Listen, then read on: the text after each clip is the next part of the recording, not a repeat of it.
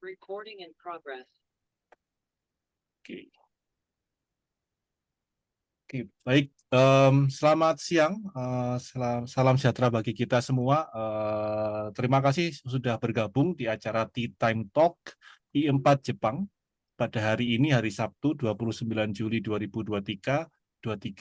Kali ini kita melanjutkan tema Research Sharing from I4 Repro Members, di mana kita akan bagi acara ini jadi dua sesi. Yang pertama bersama Dr. Anindityo Padmono Aji, nanti moderatornya bersama saya. Kemudian yang kedua bersama Dr. Eng Ari Hamdani, yang nanti moderatornya bersama Mas Antoni. Nah, untuk yang pertama ini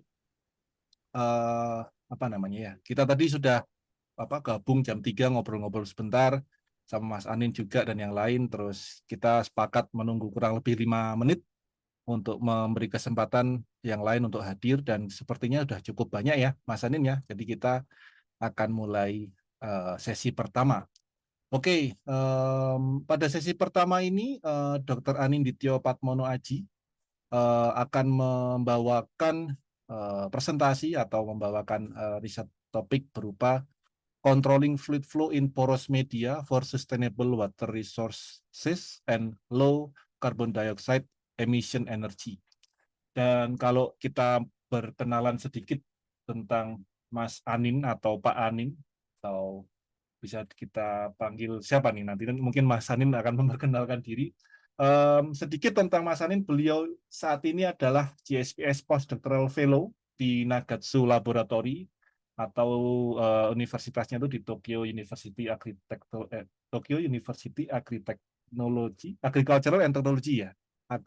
Technology atau TUAT. Dan tidak hanya satu afiliasi, beliau juga berafiliasi masih di Tokyo Tech di Suekane Laboratory sebagai special researcher. Sedikit tentang achievement Mas Anin selama menjadi peneliti.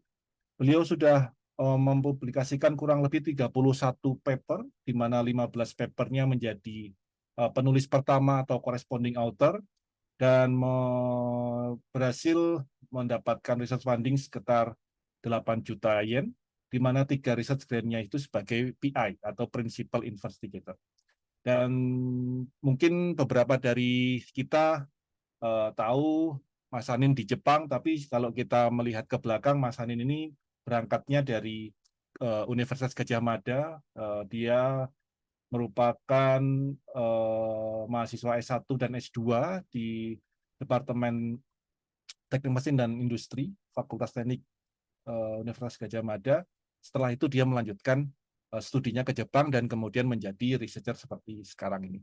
Oke, tanpa berlama-lama mungkin saya akan memberikan mic-nya, saya berikan kepada Mas Anin untuk memulai presentasinya. Kurang lebih sekarang jam 38, jadi kurang lebih nanti presentasinya 30 menit ya Mas Anin, 30-40 menit, mungkin nanti menyesuaikan Mas Anin materinya, dan setelah itu kita akan tanya jawab. Saya akan memoderatori tanya jawabnya, di mana tanya jawabnya kurang lebih menghabiskan waktu setelah Mas Anin presentasi sampai jam 4 GST, atau kalau di Indonesia sampai jam 2 waktu Indonesia Barat. Oke, tanpa berlama-lama saya akan mengundang Mas Anin untuk naik ke panggung. Monggo Mas Anin, saya stop share. Oke Mas Adi, terima kasih banyak. Saya udah tangkap mic-nya, saya udah naik panggung ya ini. Siap. Saya share screen dulu di peneliti ini.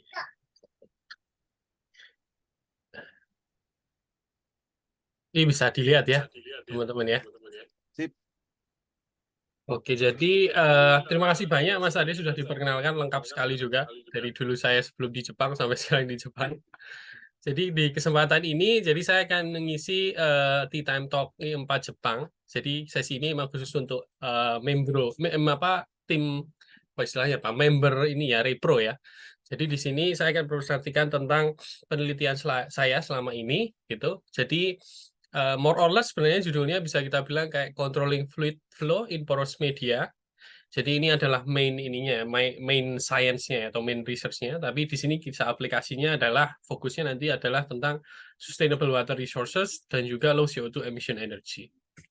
Jadi di sini saya seperti Mas Ade bilang, jadi bisa panggil saya Anin aja, paling gampang gitu.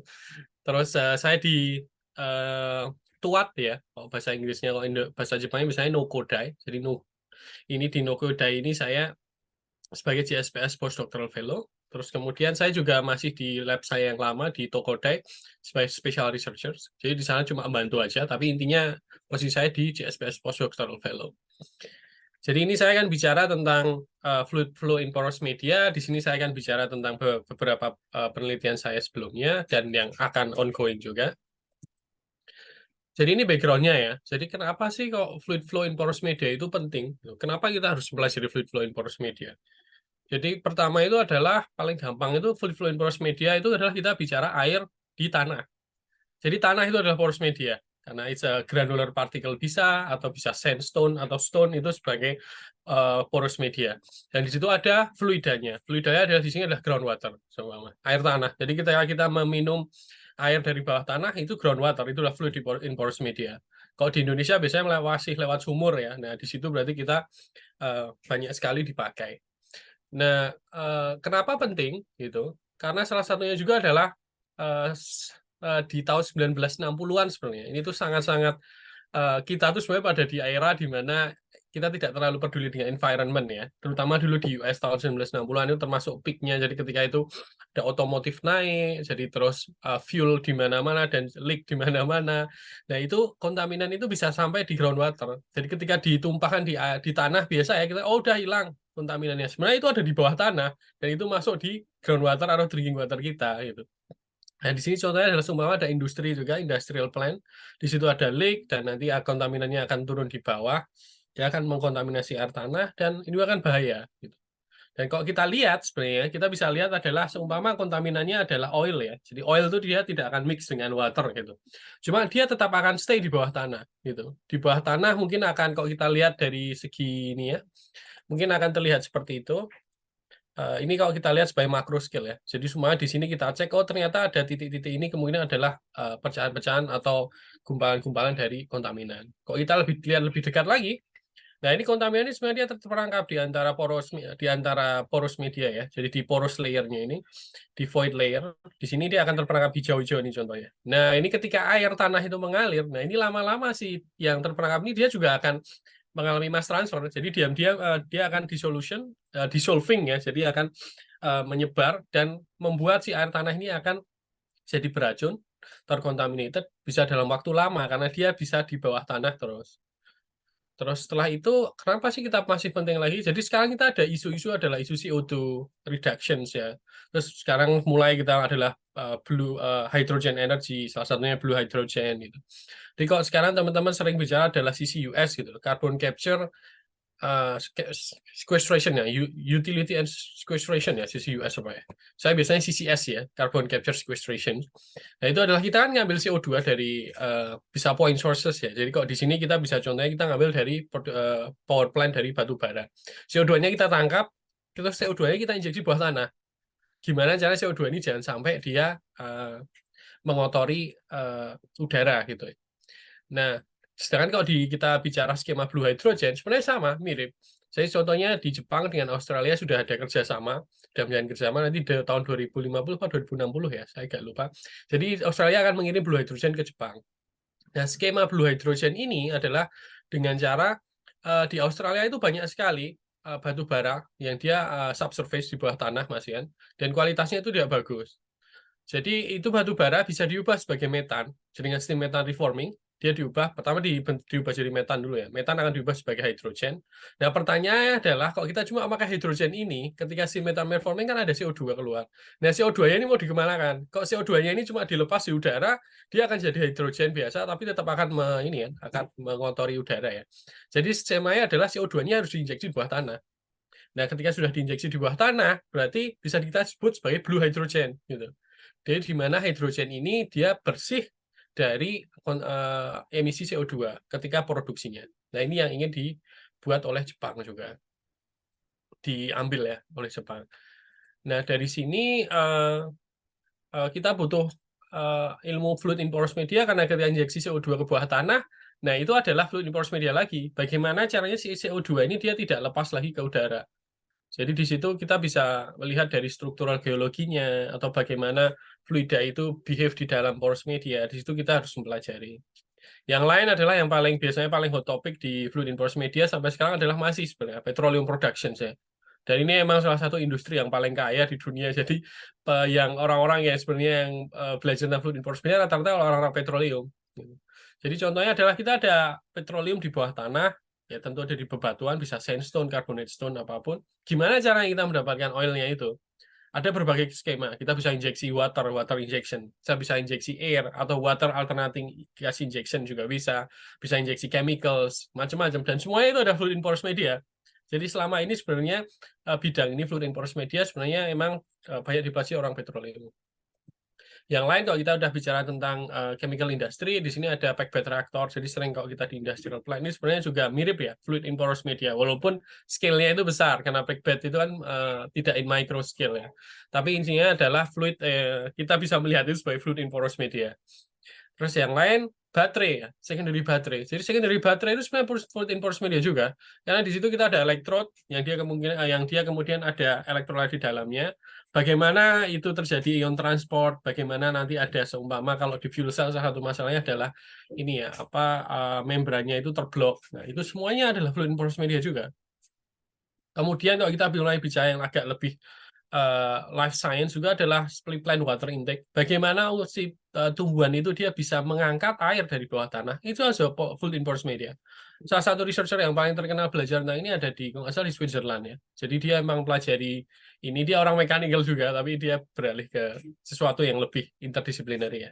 Kenapa interdisipliner? Karena memang fluid in porous media itu sangat interdisipliner. Jadi kita perlu paham tentang fluid mechanics, terus habis itu kita bicara porous media, biasanya kita bicara granular mechanics, bisa orang sipil. Terus chemistry juga perlu kalau kita bicara electrochemistry di baterai. Soil science kalau kita bicara tentang tanah gitu. Terus transfer fenomena kalau kita udah bicara mass transfer, heat transfer, bahkan geothermal pun termasuk transfer fenomena. Dan kemudian sekarang computer science karena kita sudah mulai banyak teknologi ya untuk menggunakan untuk mempelajari fluid in porous media. Jadi ini sebagai background-nya. Jadi bagaimana sih kita bisa mempelajari fluid in porous media? Jadi salah satu masalahnya itu adalah kita tuh nggak bisa lihat fluid di dalam porous media. Because it's opaque ya. Opaque tuh berarti apa bahasa Indonesia? Opaque tuh nggak transparan lah ya. Jadi kita nggak tahu apa yang terjadi di dalamnya. Nah, salah satunya adalah sekarang kan sudah kita ada tahu CT scan teknologi ya. Jadi bisa untuk medical purposes gitu. Jadi bisa untuk contohnya kita cek jantung, kita cek otak itu kan kita pakai CT scan. Nah, bisakah kita menggunakannya untuk porous media? Jawabannya ya. Jadi dari komputer tomografi kita diubah ke sesuatu yang bisa lihat lebih detail yaitu mikrotomografi ya. Jadi micro komputer tomografi sebenarnya bisa dibilang micro CT atau mikrotomografi. Nah, di sini adalah contohnya kita bisa pakai mesin micro CT dan seumpama di sini kita bisa menggunakan ini ya. Contohnya kita membuat porous media setting gitu di situ. Jadi porous media ini nanti kita akan bisa scan dengan micro CT-nya. Contohnya seperti ini ya. Kita membuat berbagai macam porous media. Kita bisa bikin dari tumpukan artificial beads, bisa natural sands, kita bisa pakai sandstone, bahkan kalau mau pakai sponge, mau belajar tentang membran atau berhubungan dengan cloths, pakaian atau coffee bean pun itu adalah porous media. Karena coffee bean itu dalamnya dia kan sebenarnya berpori-pori ya. Nah, itu semuanya juga kita bisa gitu. Dan dari situ ketika kita scan dengan micro CT, kita akan mendapat gambar seperti ini. Jadi ini adalah gambar ketika sudah direkonstruksi. Jadi kita akan mendapat gambar banyak sekali.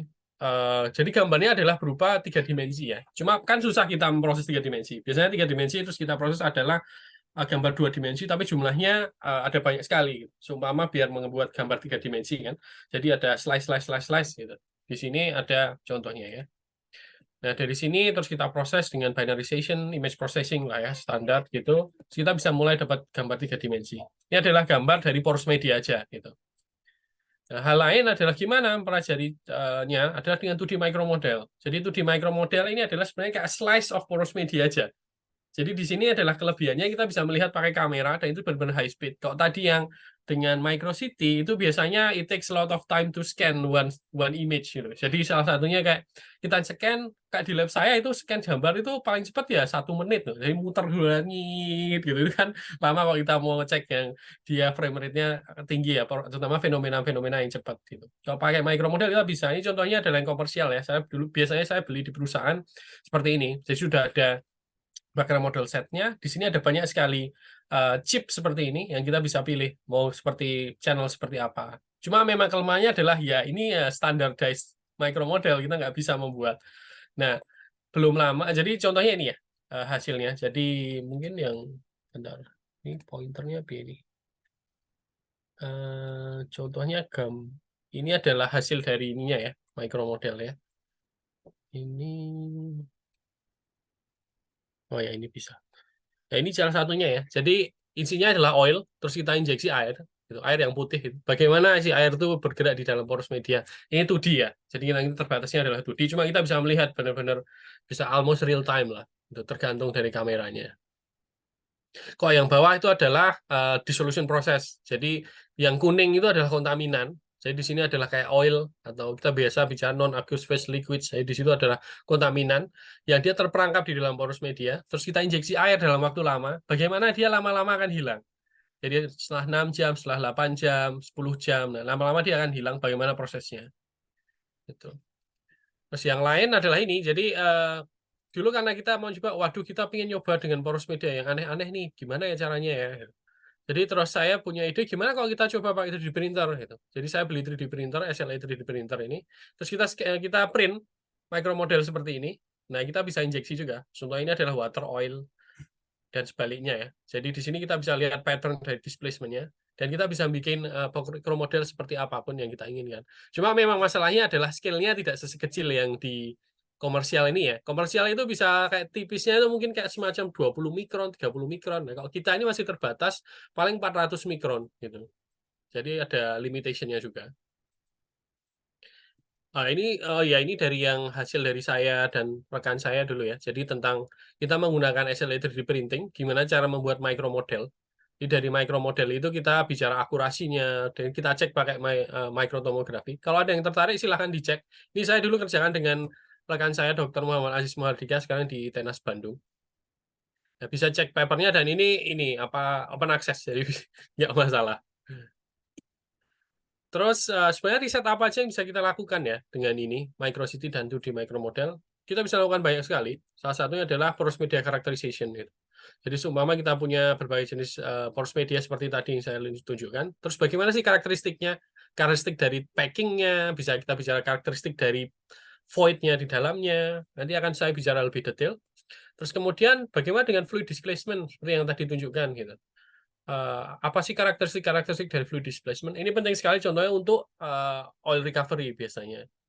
Terus yang lain itu biasanya contohnya kontaminan juga. Bagaimana kontaminan itu dia mulai masuk ke air tanah. Itu juga.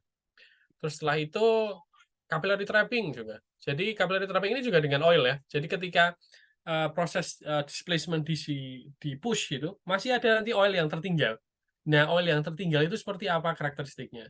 Itu sama juga dengan kontaminan ya. Kayak tadi yang video saya tunjukkan micro model itu adalah capillary trapping. Jadi kontaminan-kontaminan yang tertinggal karena capillary trapping.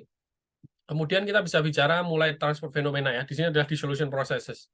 Ya, ini dissolution process dari capillary trapping itu. Jadi gambar yang di kanan itu bisa dilihat itu adalah kontaminan-kontaminan yang tersisa di dalam poros media. Terus ketika kita injeksi air, terus dalam waktu lama, dia makin lama akan hilang. Dan bagaimana prosesnya itu terjadi. Nah ini saya mulai agak lebih detail caranya. Jadi di sini kita bicara dulu sebenarnya, jadi sini saya dulu dapat GSVS grant ya, sekitar 2,1, ya sekitaran segitulah ya. Itu untuk mempelajari selama saya S3 gitu. Jadi tentang topik ini, poros media gitu. Ya, jadi kita bisa cek namanya what is pore network itu sebenarnya apa sih gitu. Poros media itu sebenarnya apa gitu. Jadi sebenarnya poros media itu adalah kita punya channel itu pun kita bisa membagi dua hal ya. Itu adalah pore dan throat gitu. Kenapa ini penting gitu? Karena ketika ada capillary trapping di dalamnya, itu dia akan mengikuti alur dari poros media. Jadi dia akan menunjukkan seberapa banyak surface area dari capillary trapping. Ini salah satunya. Yang lain ada banyak sekali. Nah, ini contohnya ketika saya bikin porous media ini, saya bisa pakai berbagai jenis partikel ya. Bisa spherical, angular, terus natural science saya bisa cek. Kemudian saya scan dengan 3D print dengan ini microcity, kita dapat gambar 3 dimensi yang di atas. Yang di bawah adalah setelah diproses dan tiap beda warna itu berarti kita bisa berhasil mengidentifikasi tiap granular dari partikelnya. Ya, ini bisa identifikasi semuanya partikel ini bentuknya seperti apa, ukurannya seperti apa, itu kita bisa. Terus ini seumpama prosesnya. Jadi prosesnya semuanya gambar seperti ini, terus kemudian kalau yang bicara ini sering bicara tentang apa namanya tentang image processing biasanya tahu ya. Jadi ini kita ada dua jenis ini seumpama distribusi dari brightness. Gitu. Jadi kita bandingkan mana yang gas, mana yang solid. Terus kemudian dari sini kita proses jadi gambar binarized. Terus di sini gambar 3 dimensinya seperti apa gitu. Nah dari sini kita mulai bicara pore network gitu. Jadi pore network itu seperti yang tadi saya bicara adalah pore dan throat ya. Bagaimana kita mengidentifikasi ini itu juga salah satu riset ya. Jadi kalau kita dapat gambar 3 dimensi seperti ini atau 2 dimensi seperti ini. Ini mana yang pore, mana yang throat gitu.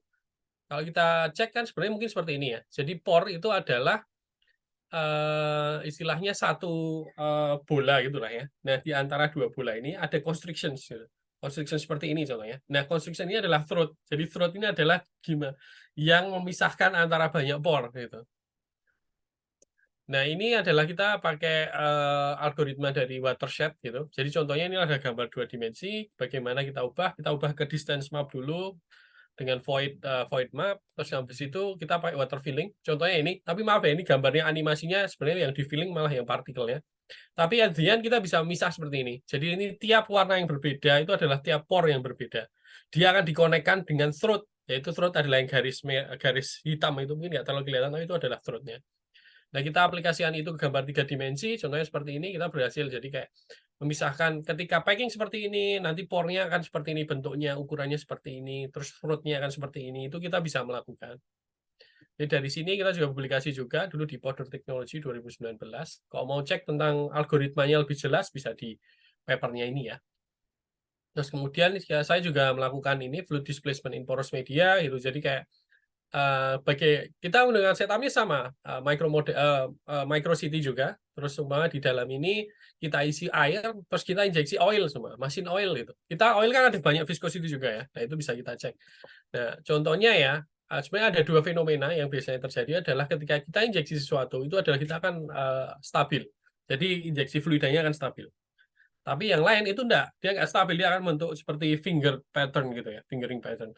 Nah ini sebenarnya semuanya itu governed by this ini ya, non-dimensional number. Gitu. Sebenarnya ada viscosity ratio, terus ada capillary number. Nah semua ini yang menentukan bagaimana pattern dari fluid displacement itu. Jadi seperti contohnya kalau kita injeksi dengan viscosity-nya yang kita injeksi adalah lebih kecil, nanti akan tidak stabil. Contohnya ini ya gambarnya. Jadi di sini kita bisa logaritmik dari viscosity ratio, terus ini ada logaritmik dari capillary number. Nah, viscosity ratio ini kita udah bicara viscosity ratio adalah ketika sebelah kiri itu adalah area di mana fluida yang diinjeksi itu jauh itu lebih viscosity-nya lebih kecil daripada yang ada di dalam porous medianya. Contohnya kita menginjeksi air, di dalamnya ada oil gitu. Oil dengan viscosity tinggi. Nah, itu biasanya tergantung capillary number-nya ya. Jadi capillary number ini sebenarnya adalah intinya yang menentukan adalah flow rate-nya sebenarnya, paling gampang. Jadi ketika kita injeksi dengan kecepatan tinggi, viscosity-nya itu yang kita injeksi lebih sedikit, kita bisa akan dapat seperti ini, pattern seperti ini, viscous fingering pattern. Ketika kita injeksi, viscosity-nya itu viscosity-nya bisa rendah, bisa tinggi, tapi injeksinya lambat, gitu. Kita akan dapat seperti ini, capillary fingering pattern. Dan ketika viscosity ratio-nya itu kita injeksi oil ke dalam water, terus secara kecepatan tinggi, kita bisa dapat stable.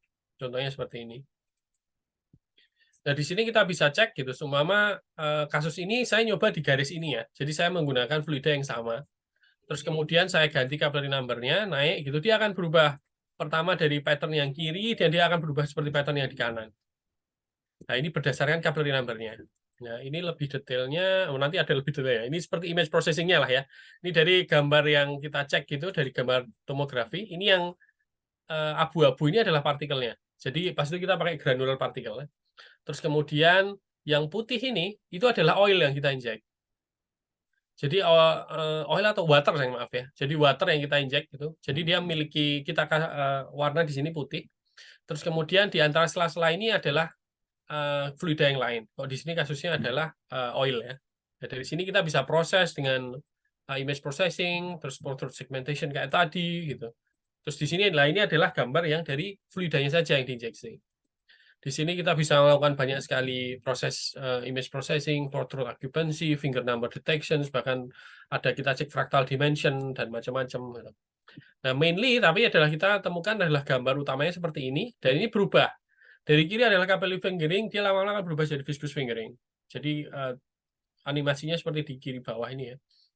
Jadi capillary fingering itu dia lebih dense, sedangkan kalau viscous fingering dia cenderung akan membentuk finger pattern ya. Ini contohnya kalau gambar dua dimensi dari micromodel kita bisa melihat pattern seperti ini. Jadi yang kiri adalah viscous fingering.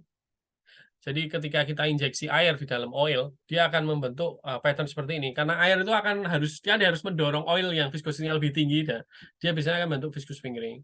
Dan ketika sebaliknya, ketika kita injeksi oil di dalamnya air, karena viscosity oil itu dia lebih tinggi, dia biasanya akan bisa mendisplace dengan cukup baik, dengan meninggalkan beberapa hal yang lain. Ini adalah capillary trapping. Nah, jadi ketika diinjeksi, sisa-sisa ini adalah capillary trapping sebenarnya. Kalau ini kontaminan, berarti ini adalah kontaminan yang harus kita hilangkan, atau oil yang umpama kita produksi harus kita ambil juga.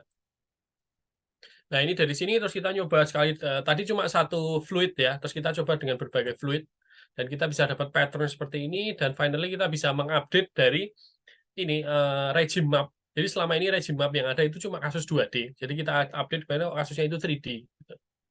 Nah, di sini saya dulu kerjasama dengan ini ya, mahasiswa juga di Swekane Lab gitu.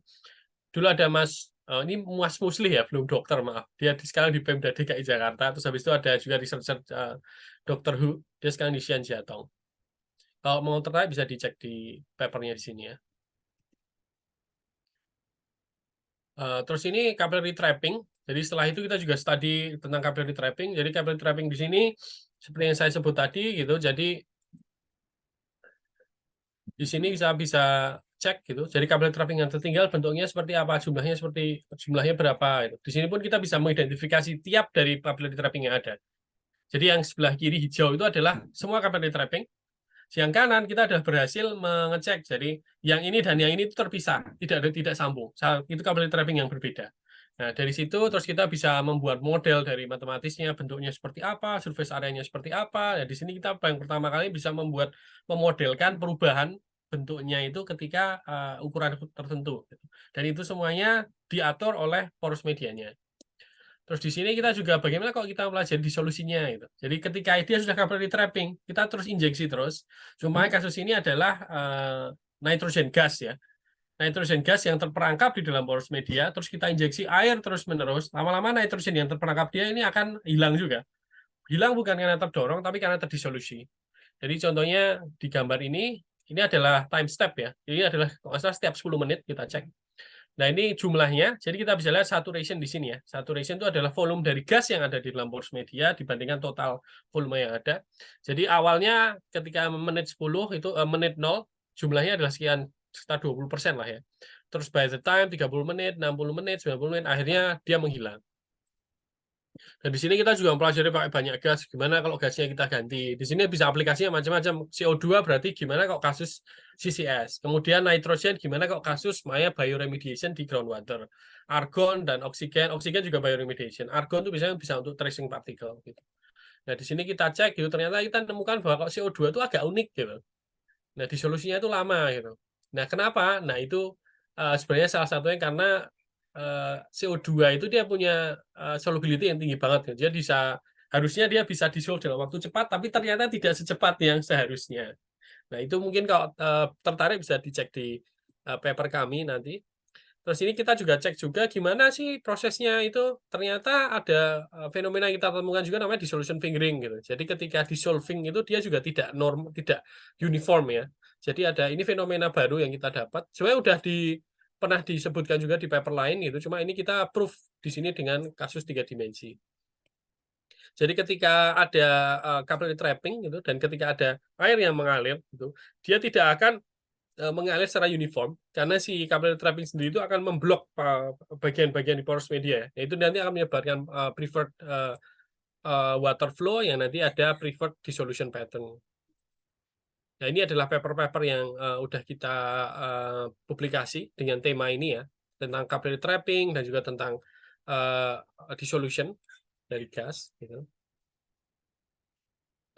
Terus dari sini ini paper-paper kalau bisa dicek, tertarik. Terus selain itu saya juga kolaborasi dengan research institute yang lain. Jadi sini dengan Wright, ketika itu saya lagi internship dan setelah itu juga ada ongoing research juga. Jadi kalau ketika saya di sana itu adalah kita mempelajari bagaimana sih efek dari microbubble ketika untuk CO2 injection di bawah tanah gitu. Jadi contohnya kan ini biasanya ada coal power plant, kita capture CO2-nya kita injeksi di bawah tanah. Itu biasanya salah satu masalahnya adalah si reservoir di bawah tanah itu kan nggak homogen ya, karena kan dia memang terbentuk dari sandstone dan lain-lain. Nah, bagaimana caranya itu lebih homogen gitu ketika kita injeksi. Jadi yang porous media yang tidak homogen itu nanti menyebabkan si jumlah CO2 yang diinjeksi itu tidak bisa banyak karena ada preferential flow, terus kemudian nanti sweep efisiensinya tidak sebagus yang homogeneous. Nah, di sini jadi kita ketika di sana mereka mendevelop tentang microbubble, jadi menggunakan filter khusus gitu. Ketika si CO2 ini diinjeksi, dia nanti akan dalam bentuk microbubble gitu. Ya, di sana saya melakukan banyakan eksperimen juga, tapi banyak numerical simulation gitu. Terus outcome di sana yaitu kita berhasil menunjukkan dari eksperimen dan juga numerical simulation kok microbubble itu bisa enhance dari fluid displacement.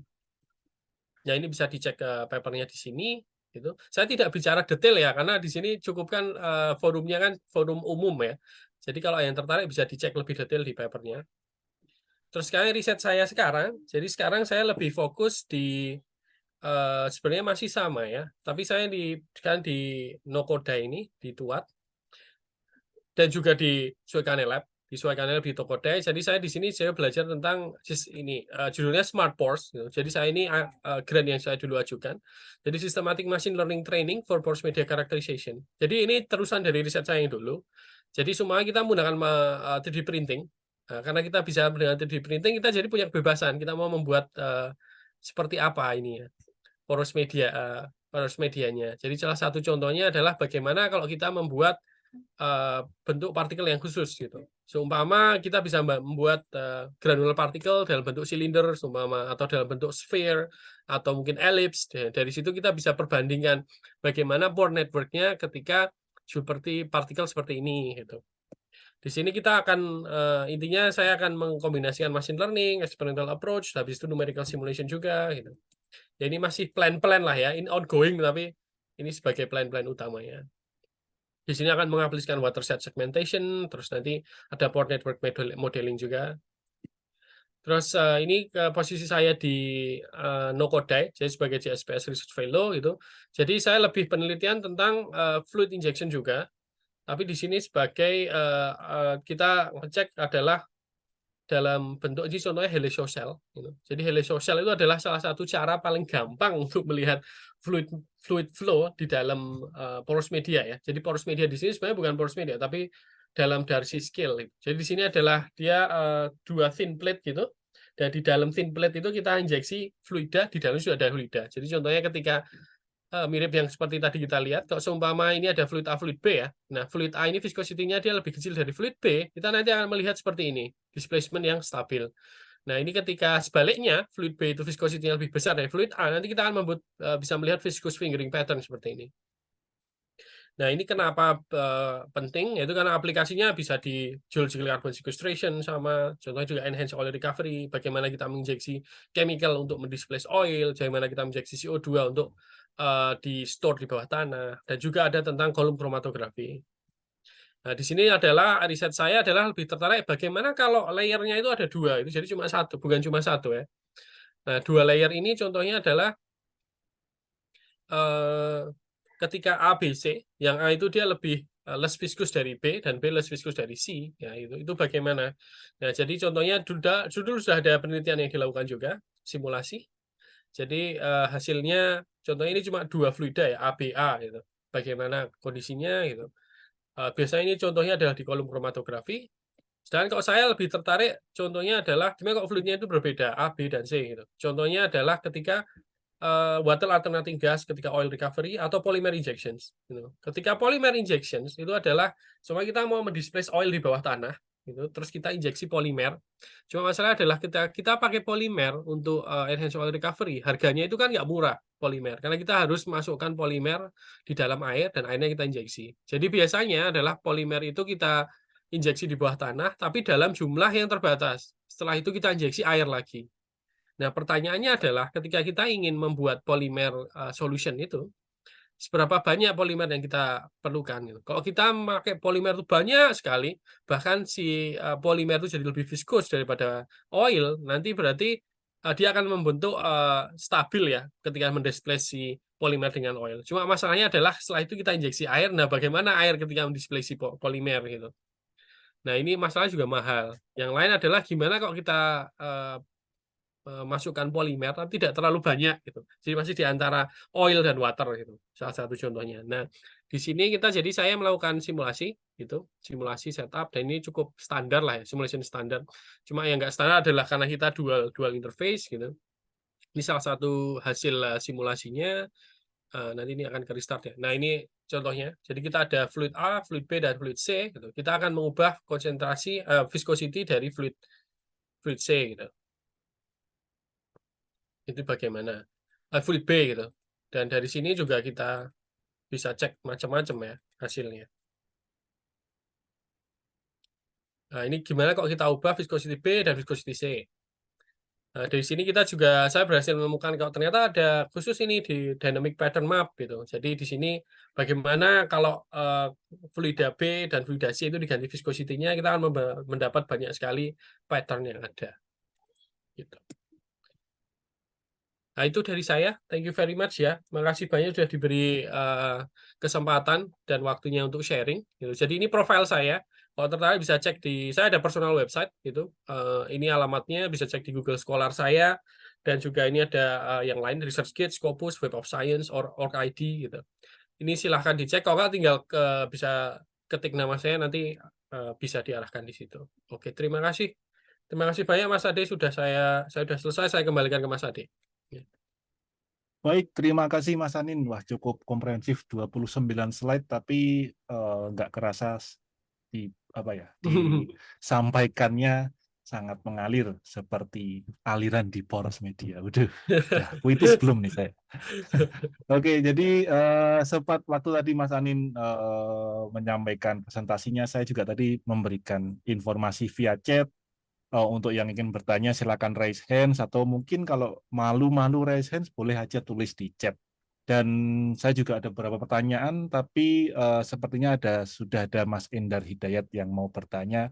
Mungkin saya akan undang Mas Endar Hidayat untuk langsung bertanya. Monggo Mas, silahkan Oh, langsung menanyakan pertanyaan. oh iya. Kedengeran ya suara saya? Sip, jelas. Oke. Wah, terima kasih Mas. Ini sangat detail banget ya. Ya, saat ini saya lagi internship di NIM, Tsukuba. Hmm.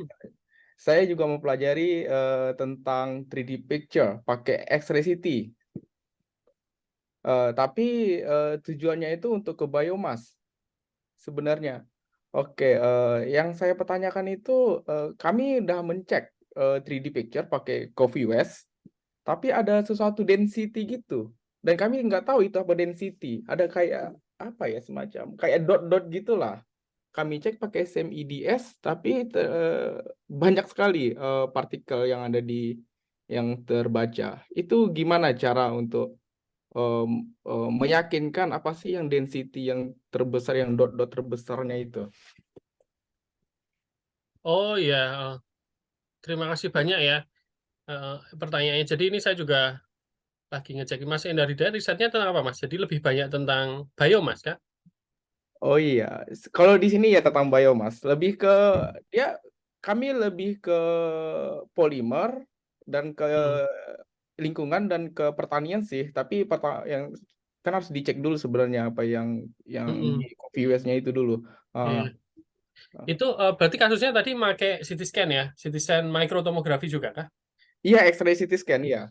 Itu bisa tahu, saya bisa minta ini nggak, apa berapa ukuran pikselnya? Pikselnya apakah berapa mikron atau gimana gitu? Oh, waduh ada di lab deh. Di lab ya. Mungkin nanti deh kesempatan nanti saya kirim. Iya, nanti Iya. bisa kirim ke saya Mas, nggak apa.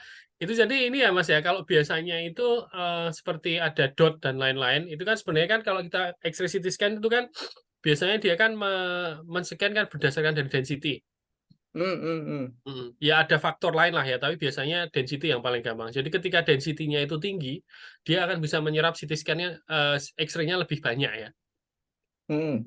Nah, itu ketika dia bisa menyerap X-ray lebih banyak, dia biasanya akan warnanya jadi bisa lebih terang atau lebih gelap gitu ya.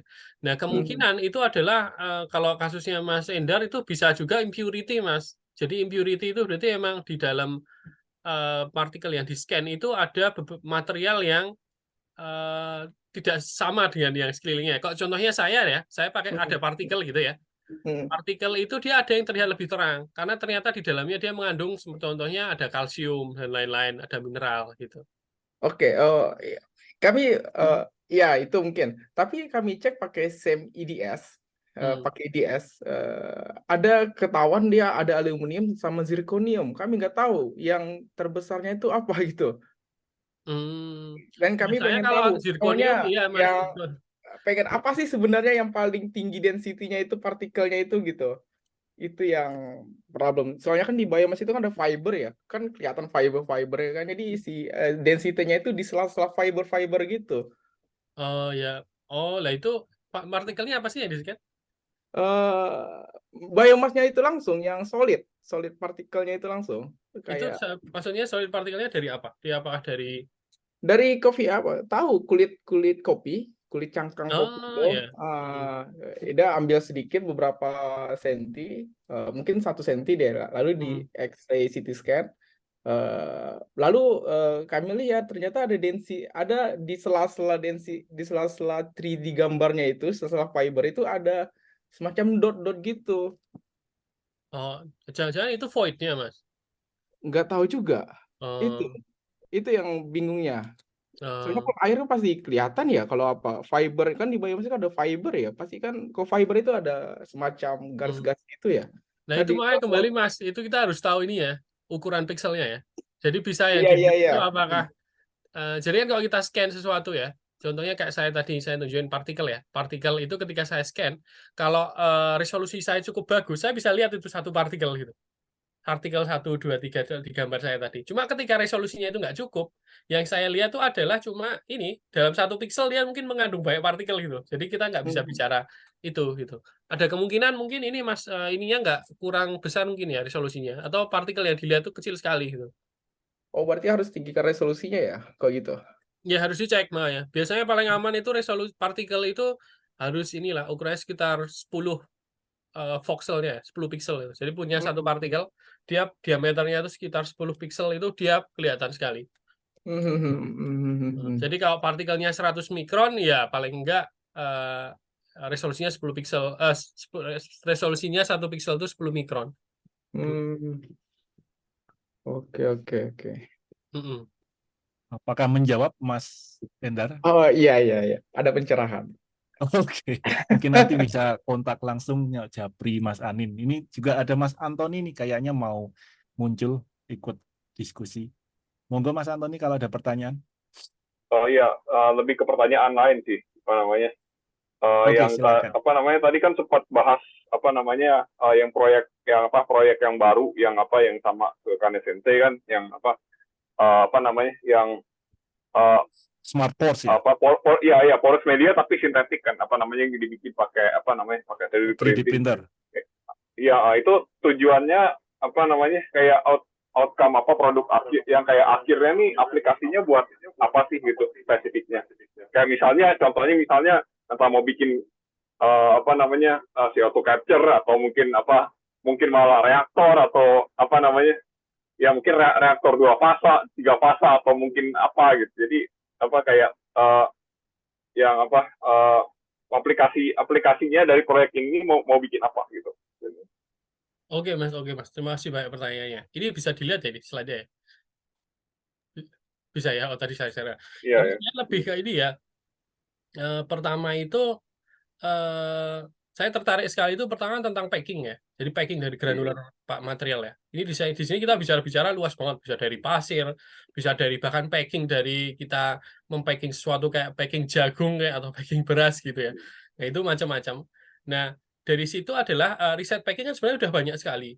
Jadi orang tuh pelajari packing. Cuma yang masih belum banyak itu adalah riset tentang void structure di dalamnya gitu. Jadi void structure di dalamnya adalah contohnya ketika saya punya packing ukuran sekian, terus habis itu ukuran partikel seperti ini, bagaimana sih struktur dari void yang di dalamnya gitu.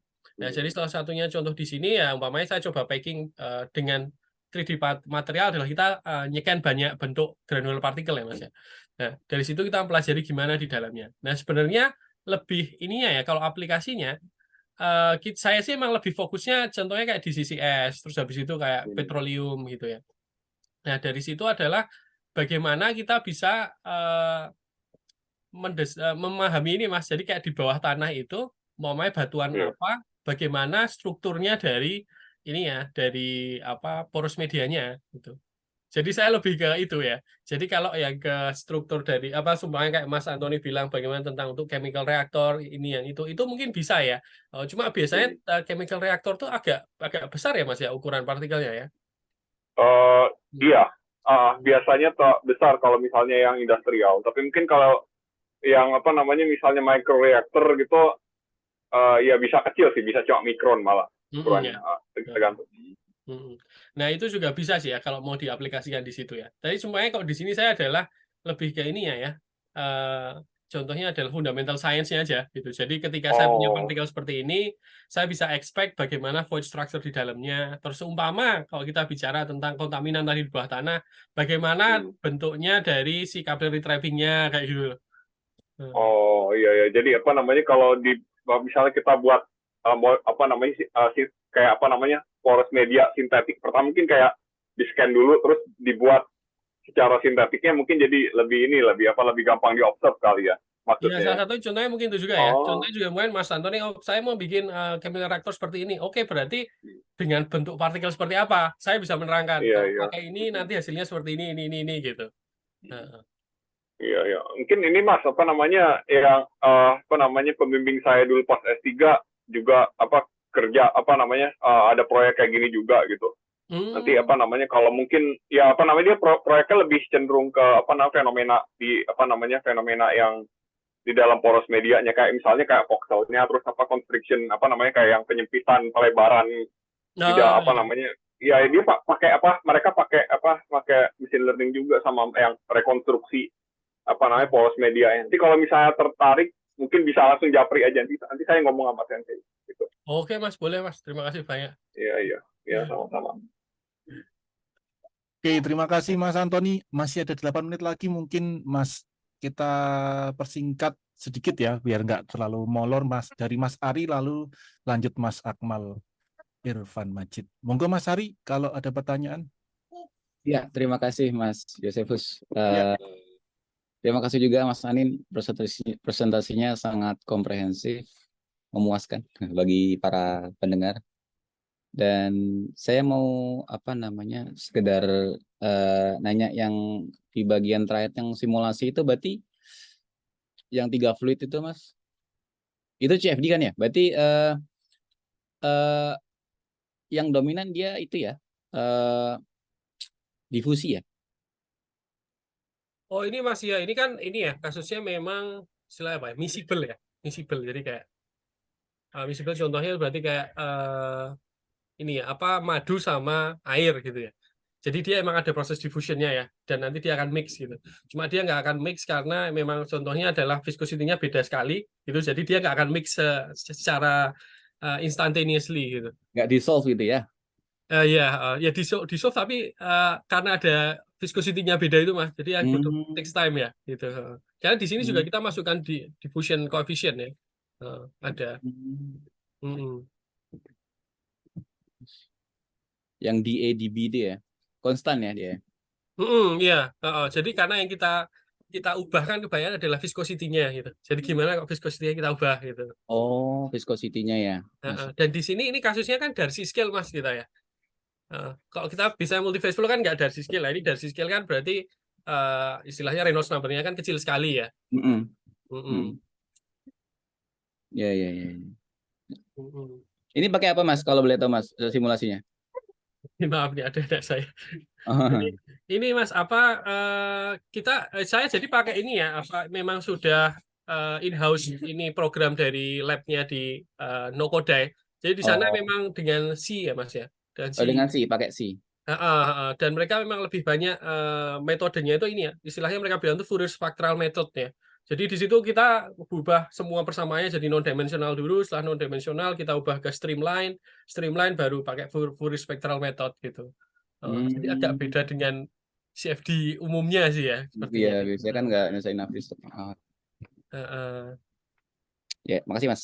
Iya, makasih Thank banyak you Mas. Mas Ari. Mungkin kita masih ada waktu sedikit. Silakan Mas Akmal Irfan Majid. 5 menit terakhir. Ya, terima kasih Mas Ade dan Mas Anin. Mohon maaf tadi terlambat masak dulu. Saya baru ngikuti setelah yang viscose fingering itu ya, image-nya menarik sekali.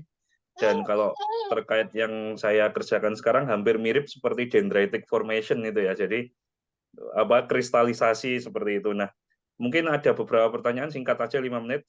Yang pertama kinetik atau rate-nya itu Mas Anin sudah ke situ juga atau belum Mas? Maksudnya bagaimana dia melaju dan juga bentuk kristalnya apakah nanti akan berubah ketika kondisi yang lain dirubah misalnya. Oh iya. Masih banyak pertanyaan ya Mas. Yang fluid B ini ya. Jadi mungkin kasusnya beda ya kok Mas Ajit kan ini ya elektrochemistry ya. Ya. Nah, ya. Jadi kalau kasus saya ini kan fluida dengan fluida Mas. Jadi nggak ada kristalisasi ya. Jadi di sini adalah murni karena perbedaan viscosity aja gitu. Jadi contohnya yang di kiri itu adalah viscosity si B itu lebih besar. Jadi dia akan mendisplace dengan stabil. Tapi kalau yang kanan itu adalah viscosity si A itu lebih kecil. Jadi ketika dia mempush itu dia istilahnya agak kesusahan ya. Jadi nanti akan ada preferential flow gitu. Nah, ini sebenarnya udah banyak studi branching-nya itu karena viscosity ada hambatan viskositas gitu mungkin ya. Iya, jadi kalau ada viscosity-nya lebih tinggi, dia nggak bisa mendisplace secara uniform gitu. Nanti akan dia ada pengen uniform tapi ketabrak atau ke inilah ya gitu ya logika. Iya, nanti dia terus akan ada ini istilahnya apa ya, randomize inilah ya, random generator dari ini ya, ketidakstabilannya gitu. Dan nanti terbentuk dari fingering. So itu menarik yang Mas Ajit itu kalau kasusnya Mas Ajit kan dendritiknya itu adalah pertanyaan adalah si bukan generik apa ya, yang mengenerate instability-nya itu apa itu. Nah, betul. Iya kan. Nah, kalau yang saya kan dari itu. Baik, kemudian nih masih ada waktu dikit. Tadi menampilkan dengan variasi kan ada 3D print variasi ini ya variasi bentuk dan yang lain-lain. Nah, saya masih belum nangkep karena mungkin ini singkat. Apakah kalau nanti itu jenengan variasikan ketika yang dominan itu mana porosity gap atau bentuk geometri ininya Mas yang mungkin mengubah ini. Oke, terima kasih banyak Mas. Pertanyaannya pertama adalah ini ya. Jadi dari riset saya yang sebelumnya, saya juga ada riset seperti ini, tapi khusus partikelnya nggak random. Jadi saya kayak pakai partikel yang ada lah. Contohnya dari natural science, terus glass beads gitu ya. Nah, pertama kali yang benar-benar mengubah dari properties dari poros media itu pertama adalah ukuran dulu, ukuran dari si partikelnya. Kalau ukurannya dia makin kecil, dia akan contohnya permeability-nya akan lebih kecil, jauh lebih kecil. Terus kemudian setelah itu surface area-nya lebih kecil gitu. Habis itu ketika kita ubah shape-nya, dia akan berubah tapi tidak akan sesignifikan ketika kita ubah ukuran gitu. Jadi kalau di riset ini sebenarnya adalah ini saya ingin proof itu adalah ketika saya ubah bentuk ukuran itu bentuknya itu sama ya, ukurannya itu berbeda, itu harusnya semuanya adalah cuma scaling aja. Karena kan itu cuma besar kecil dan lebih kecil gitu ya. Semuanya harusnya sama gitu. Cuma ketika kita ubah shape, nah itu dia adalah harusnya memang sudah berubah struktur dari poros medianya gitu. Bukan cuma besar kecilnya gitu. Jadi dari model itu adalah ini riset itu adalah outcome-nya yang saya inginkan tuh itu ya. Jadi kayak saya nih ingin membuat model ketika saya ubah shape dari partikelnya, saya nanti bisa punya model berapa permeability, berapa gimana karakteristik dari poros medianya gitu. Jadi selama ini sebenarnya udah ada ya. Dari kalau dicek nanti ada istilahnya apa ya, persamaan apa ya, kok saya jadi lupa. Jadi di persamaan lama itu dia udah ada, cuma dia nggak bisa memasukkan shape di dalam persamaan dia. Itu udah dari tahun 90-an, 30-an dulu. Gitu. Ya, terima kasih. Terakhir kalau boleh 1 menit aja, ini general kok. Kalau dengan keyword thermal electrochemical energy conversion, apakah ada yang bisa dikolaborasikan Mas Anin, outlook-nya in the future gitu? Sebenarnya bisa ya Mas. Jadi saya kan juga tertarik tentang instability ya. Nah, kalau yang Mas Ajit itu adalah ketika bicara tentang dendritik itu, saya tertarik sekali adalah pertama gimana umpamanya ya, umpama nanti kita bisa mikirkan bareng gimana caranya membuat setup eksperimen yang gampang supaya kita bisa mempelajari dendritiknya aja gitu seumpama.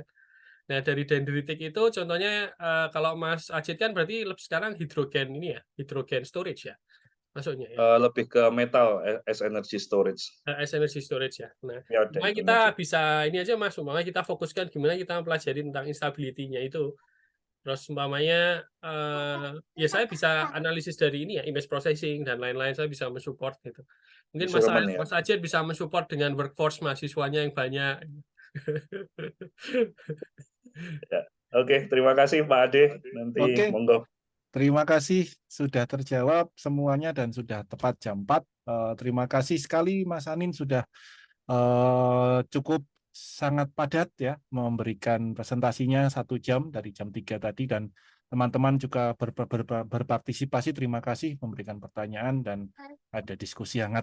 Setelah ini kita akan melanjutkan ke sesi 2 dan saya akan mengundang rekan saya Mas Antoni. Beliau akan memoderatori sesi 2. Apakah Mas Antoni sudah siap? Sudah siap.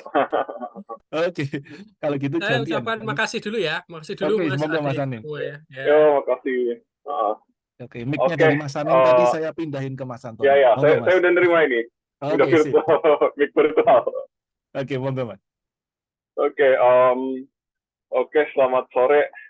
Ya mungkin selamat siang. Sini ya jam 4 sore waktu JST, atau apa namanya jam 2 sore WIB, atau mungkin kalau di sini di Singapura jam 3 gitu. Ya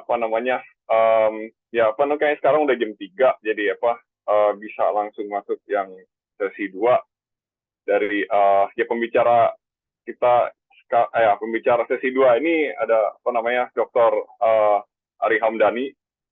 Ya sedikit saya bacakan latar belakang pendidikan dan profesionalnya Ari.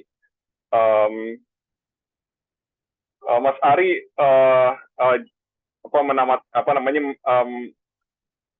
studi S1-nya dari Universitas Gadjah Mada dari tahun 2004 sampai tahun 2007, dan kemudian menempuh pendidikan S2 dan S3-nya di Tokyo Institute of Technology di bidang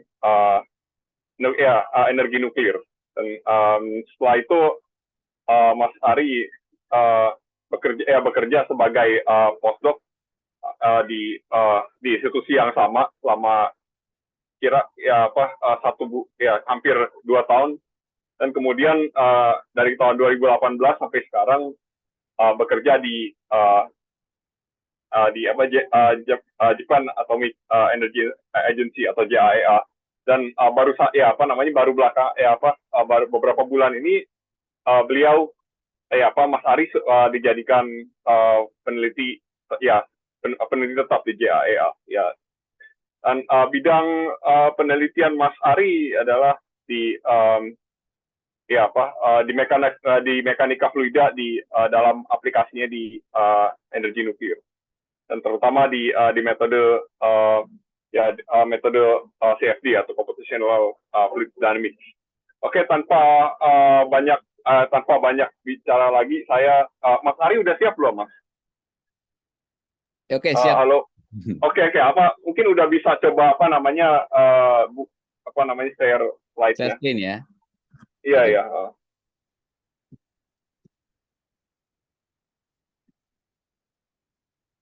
Kok tulisannya host disable participants? Iya. Sekarang udah bisa, Mas, Bang. Oke, udah ya. Oke. Microsoft PowerPoint. Share. Udah kelihatan Oke, udah screen kelihatan saya? di sini. Iya, Iya, iya. udah Oke, ya.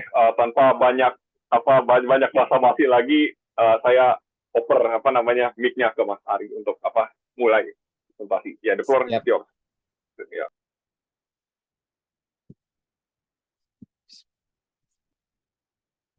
Selamat sore, selamat siang, dan Assalamualaikum warahmatullahi wabarakatuh.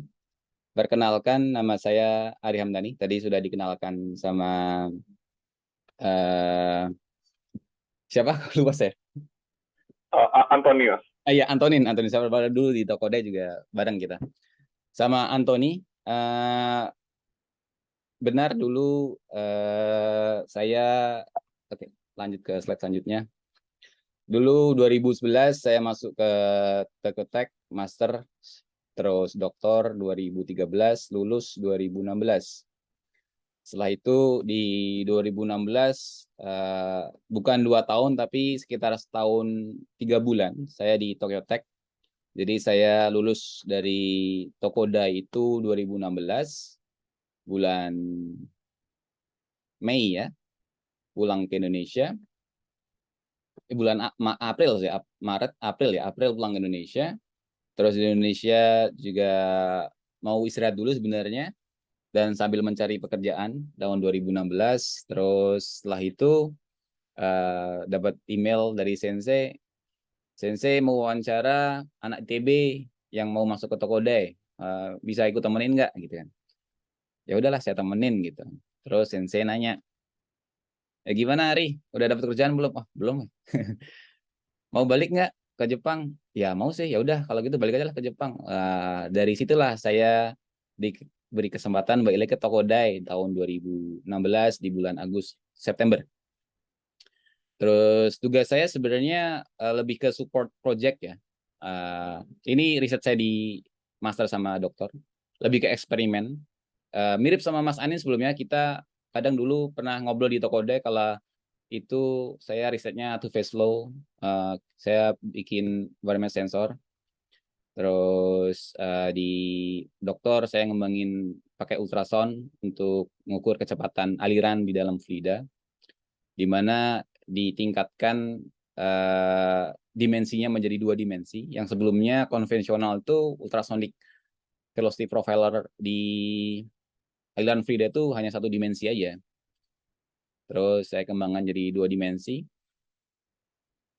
Nama sensornya pakai phase array, jadi di dalam sensornya itu ada beberapa piezoelectric element, ada sekitar 8. Nanti dia bakal ngeluarin ultrasound bareng-bareng dan bisa didirect sudutnya ultrasound ini dengan menggunakan perbedaan signal dari elektrik inputnya. Terus di 2016 saya lebih banyak ngebantu project, jadi ada project antara UK sama Japan, lebih ke kolaborasi gunain robot sama ultrasonic yang saya kembangin ini untuk ngukur, bukan ngukur sebenarnya, identifikasi kebocoran di dalam bejana. Jadi kalau di Fukushima itu kan ada lelehan bahan bakar. Lelehan bahan bakar ini dinginkan dengan air. Nah, ada beberapa bejana ini supaya aman, tidak bocor ke lingkungan, harus dites, ya termasuk NDT juga ya. Tapi NDT-nya kita ngukurnya bukan mekaniknya, kita ukurnya fluidanya. Ketika ada kebocoran berarti ada alirannya. Jadi kita ukur pakai 2 dimensi ini, pakai ultrasonik untuk mengetahui di mana letak kebocoran dari air.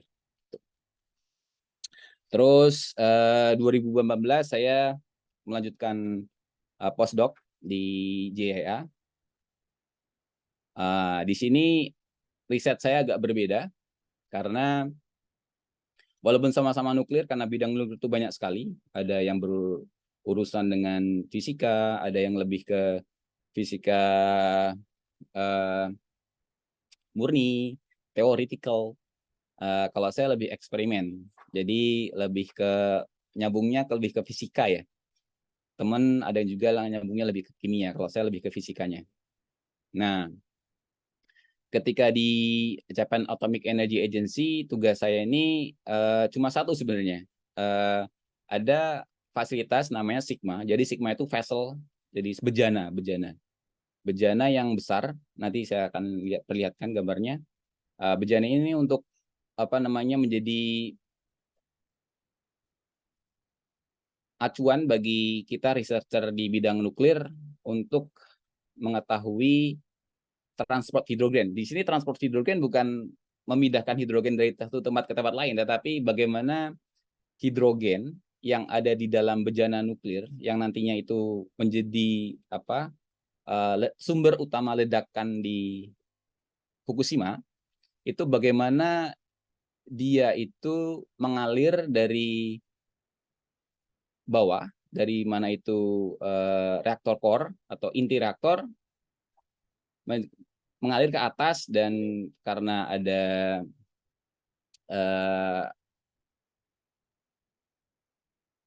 mungkin ada percikan dari listrik yang mengakibatkan hidrogen ini meledak. Dan spesifiknya nggak tahu ya, kenapa sumber, mungkin ya dari percikan listrik atau gesekan benda gitu ya, yang menyebabkan hidrogen di dalam reaktor buildingnya itu meledak. Dan karena riset saya S3 cukup berbeda, jadi saya risetnya di sini mau ngomongin yang saya lakuin aja selama 3 tahun ini di JIA. Pertama, ini kontennya, apa yang saya lakukan. Jadi saya ada 2 eksperimen sama numerical, terus nanti ada summary. Perkenalan, ini gambar dari reaktor yang ada di Fukushima ya. Jadi reaktor nuklir tuh beda-beda itunya, bentuknya. Ini reaktornya reaktor tua, reaktor 70-an, jadi generasinya generasi kedua, jadi tua reaktornya jenisnya. Ini namanya bejana nih, atau containment vessel. Jadi yang saya tadi bilang Sigma ini mau melihat bagaimana hidrogen itu terkumpul di atas ini dan mengalir ke reaktor building, bangunan reaktor. Dan ini adalah bahan bakar, di mana yang warna biru ini adalah air. Jadi reaksi fisi terjadi di inti reaktor yang warna merah ini. Dan dari reaksi fisi menghasilkan energi, dan panas ini nanti akan diserap oleh air dan dirubah menjadi steam, dan steam nanti yang digunakan untuk menggerakkan turbin, generator, dan menjadi listrik. Terus ini memperlihatkan bagaimana secara singkat kecelakaan di Fukushima itu terjadi. Pertama, karena pendinginnya gagal, terjadi gempa, otomatis dari reaktor ini akan mati, shutdown. Tetapi ketika shutdown, itu masih ada decay heat. Jadi panas dari reaksi fisi ini masih terjadi. Chain reaksinya masih ada. Dan ini perlu didinginkan. Sebenarnya reaktor jenis ini ada pendinginnya, sudah ada, tapi energinya itu, listriknya, dari DC diesel, dari diesel ya. Tidak terduga, Fukushima ini tsunami datang dan menenggelamkan DC diesel, karena DC diesel desain dari reaktor ini ada di bawah, bukan di atas yang berada. Jadi ketika ada tsunami, ya nanti dia bakal terbenam oleh air dan tidak berfungsi. Dan inilah kegagalan dari desain reaktor jenis lama ini. Tsunami datang dan DC-nya gagal, listrik, tidak ada pasokan untuk memompa air untuk meningkatkan inti semakin panas, dan karena air lama-lama habis, dan akhirnya bahan bakar di dalam reaktor ini meleleh dan terkumpul di bawah. Setelah itu, karena banyaknya steam yang terproduksi atau uap panas Dan uap panas ini ketika bereaksi dengan zircaloy, logam zircaloy, nanti dia akan menghasilkan hidrogen. Nah, dari reaksi inilah hidrogen akan, karena dia densitasnya lebih rendah, dia otomatis akan terkumpul, akan naik ke atas. Dan hidrogen ini semakin banyak terproduksi, steam banyak terproduksi juga mengakibatkan temperatur di dalam reaktor ini meningkat, dan tekanannya pun meningkat. Sehingga ketika terjadi hal ini mengakibatkan kontainmen yang harusnya mengungkung supaya tidak ada radiasi yang keluar itu tidak bisa menahan. Akhirnya hidrogen ini di atas molar fraction-nya itu di atas 60%. Jadi ketika molar fraction 60%, steam-nya semakin kecil dan ada oksigen di situ, maka ada ledakan. Dan yang kita lihat di televisi, di berita, ledakan yang di Fukushima itu adalah ledakan hidrogen. Jadi hidrogennya itu bereaksi dan meledak. Oleh karena itu di Jepang ini setelah tahun 2011 banyak sekali researcher untuk meneliti lebih lanjut pentingnya menangani kecelakaan nuklir. Dan di JEA sendiri itu sejak tahun 2013 ada proyek bernama ROSA Project. Jadi ROSA ini singkatannya Severe Accident Project. Di dalam proyek ini udah banyak yang dilakukan. Ini mungkin agak teknikal ya. Jadi intinya skema-skema apa aja yang bisa menyebabkan kecelakaan di dalam reaktor nuklir. Dan kita di grup J ini ada beberapa fasilitas besar. Yang salah satunya untuk melihat skema-skema ini dilakukan secara eksperimen dan nanti divalidasi dengan code, di mana code ini digunakan untuk badan regulasi nuklir. Jadi badan regulasi nuklir ini harus mengetes semua potensi kecelakaan nuklir dan harus diverifikasi. Dan nanti digunakan untuk membuat regulasi atau undang-undang meloloskan sebuah reaktor nuklir ini layak jalan atau tidak. Dan setelah terjadi Fukushima, pemerintah Jepang itu memutuskan untuk menutup semua reaktor nuklir. Ini harus dievaluasi semua. Makanya NRI atau Badan Regulasi Nuklir Jepang itu mengevaluasi semua reaktor nuklir di Jepang. Jadi aspek keselamatannya harus dievaluasi. Salah satunya adalah bagaimana mencegah apa yang terjadi di Fukushima terjadi lagi. Salah satunya adalah tsunami. Dan tsunami di Fukushima itu kan di luar dugaan, di sekitar di atas 11 meter. Dan pemerintah Jepang akhirnya memutuskan untuk regulasinya adalah membangun benteng yang setinggi 11 meter. Dan di kantor saya itu kan juga ada pembangkit listrik tenaga nuklir. Dan dengan jelas dari kantor saya itu saya bisa kelihatan dinding tinggi untuk menghalau tsunami. Itu sih salah satu regulasi yang diloloskan oleh badan regulasi di Jepang. Tujuannya itu utamanya adalah salah satu tujuannya adalah untuk meneliti bagaimana mencegah kelebihan temperatur dan kelebihan tekanan di dalam reaktor building ini, bukan reaktor building, maaf, bejana nuklir ya. Oleh karena itu JEA itu membangun fasilitas namanya SIGMA, Containment Integral Effects Measurement Apparatus. Ini tingginya 11 meter dengan diameter 2,5 meter ya, besar sekali. Terus tahun 2015 itu pertama kali dilakukan eksperimen, dan di dunia itu vessel seperti ini ada sekitar 6, dan 5 itu ada di Eropa, dan Jepang hanya ada 1 di JEA, yang lainnya ada di Eropa. Di Amerika malah mereka belum terlalu tertarik dengan penelitian di vessel, di containment vessel. Terus beberapa eksperimen udah dilakukan menggunakan fasilitas ini. Di antaranya adalah karena ini adalah integral test ya, jadi kita mau ngetes satu-satu apa saja fenomena fisika ketika terjadi kecelakaan.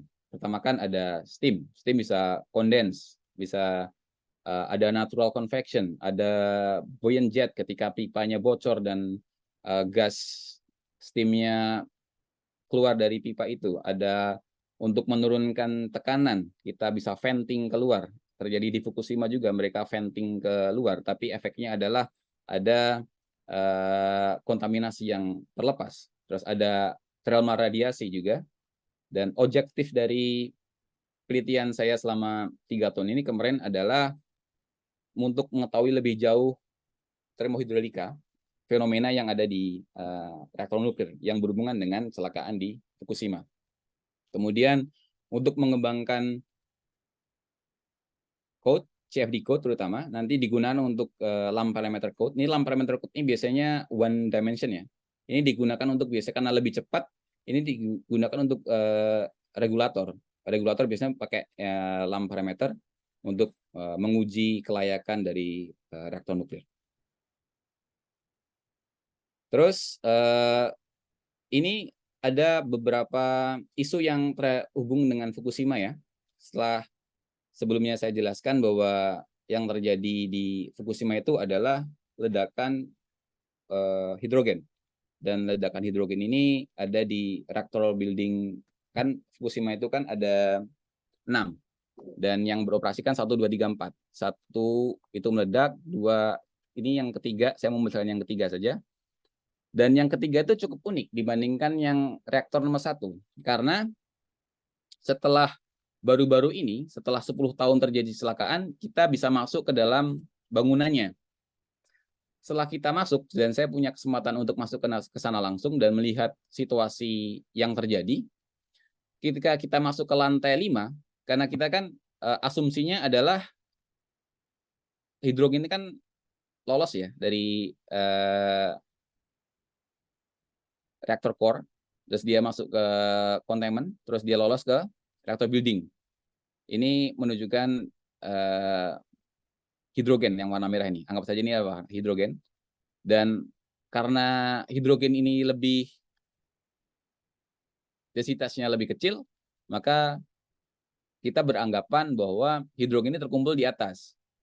Dan ledakan otomatis akan terjadi di lantai 5. Ini lantai paling atas, lantai 5. Akan tetapi setelah kita itu datang ke sana, ada tim investigasi dari independen, dari Badan Regulasi datang ke Fukushima, kita melihat bahwa yang lebih parah itu ledakannya terjadi di lantai 4. Jadi lantai 4 itu lebih parah dibandingkan lantai 5. Padahal lantai 5 itu kosong, cuma biasanya ada crane untuk ngisi bahan bakar, ya kosong aja, kosong melompong sebenarnya. Dan lantai ini ada beberapa peralatan untuk kondenser dan lain sebagainya. Dan lantai 4 ini paling parah. Dan kita bingung, kok bisa ya? Kok lantai 4 duluan ya, bukan lantai 5? Ini yang jadi pertanyaan researcher. Dan ini menjadi bahan riset bagi kita. Dan untuk ini penting karena ini dibutuhkan untuk melanjutkan reaktor di Jepang dengan versi ini tuh bisa jalan atau enggak. Karena kita membutuhkan namanya PAR, Passive Autolytic Recombiner. Jadi ini ada alat yang digunakan untuk menghilangkan hidrogen dari containment. Jadi ada reaksi, nanti hidrogen menjadi steam atau H2O. Terus alat ini harus diletakkan di mana? Di lantai 5 kah?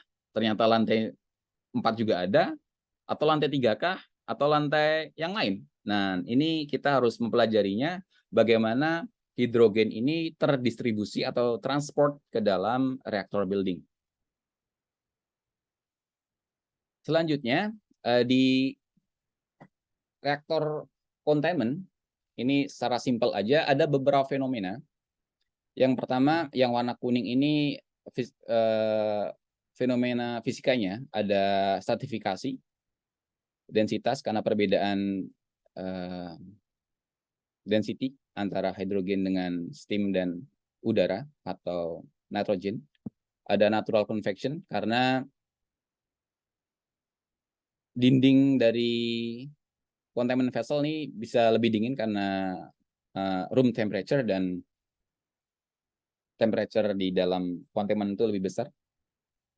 Ada kondensasi di dinding, ada kondensasi di bulk region, ada jet.